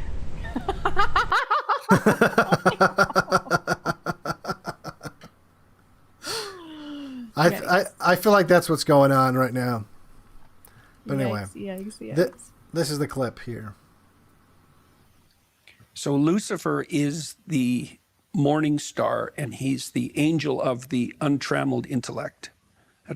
That's how he's portrayed in Milton, right? And he's allied in some strange way with the serpent in the Garden of Eden. If I might just interject, if he's the morning star, what do you do in the morning after the morning star rises? You wake up. Right. Woke. Right. Intellectual powerhouse James Lindsay, everybody. What a douche. If I may interject here while you're trying to... Let me wax philosophical with you there, Jordan. What do you do when you wake up in the morning? You're woke, right? Impressed, huh? Can you get a job over at Peterson University there? I can be Professor Lindsay. Doctorate of woke. Pay you $1 bajillion a year. Jewish funny money. Yeah, that's when Peterson, he's like, man, I wish I was back here. God, that is so dark. From my imagination straight to an AI. Yep. All right, Without further guys. ado, we do have a sponsor. Yes. And they are looking at how many of the orders come through us, probably deciding whether or not we're worth it. So please buy books from Antelope Hill. Yes. Please do. Antelope Hill is the premier American publishing house for informed and principled political dissidents. They publish essential authors like Dr. Kevin MacDonald, David Irving, Carrie Bolton, Dr. Ricardo Duchesne, Josh Neal, and more. Their catalog includes original works on modern issues like the opioid crisis and the people and networks pushing transgenderism, as well as original historical sources from National Socialist Germany, Fascist Italy, Spain, Britain, Japan, and Hungary, many available in English for the first time exclusively through Antelope Hill. Their catalog also includes thrilling fiction novels and beautifully illustrated and wholesome children's books. Whatever your interest is, you are sure to find something you want at Antelope Hill Publishing. Check them out to support our friends and our sponsor. Use the code OUTLAWS for 10% off your first order. Please use the code OUTLAWS. Buy something from Antelope Hill. I don't want them to drop us as a sponsor because I really like them and I've worked with them before. And I want them to like me and to appreciate our show. Yeah, and everyone needs a copy of Mein Kampf, and they have Mein Kampf. And who knows? Maybe they'll have some more interesting books sometime soon. We'll have to see. No, no, never know. Suffer, Daddy. I just had to one more. I just had to do it one more time. All right. Well, I guess that's kind of it. Let me go back to the other screen. So, it got quiet. I got quiet again. There we go. On that note, I almost said this is the backlash. No, this is not the backlash. This is Outlaws. I'm Rebecca Harre, so you can find me on Twitter at blondes_tweets. Please follow me there for my mom content. You can find me on Instagram. I'm blondebeast1 on Instagram. If you are not subbed to me on YouTube, follow me at Blonde in the Belly of the Beast or my new YouTube channel where we will be streaming my show tomorrow. That's at Rebecca Hargraves 1. I do another podcast called The Reset with Mr. Cameron McGregor. And we do that on Thursdays at noon Pacific Standard Time. Thank you so much for this extremely fun, extremely cathartic, extremely satisfying stream. It was a good one. Absolutely. And I am, of course, Devon Stack. You can follow me on black_pilled on Twitter. You also have the, you can go to blackpilled.com. We'll take you to the Odyssey channel, or you can just, watch it on the Rumble channel that you're on right now, if that's where you're at. We have the Insomnia stream every Saturday at 10 o'clock Pacific time and at PM. And that'll be, it's going to be a good one this Saturday, so make sure you don't miss that. All right. Well, in the meantime, you guys have a good rest of your week. We are out of here. Bye. Eventually. Hang on.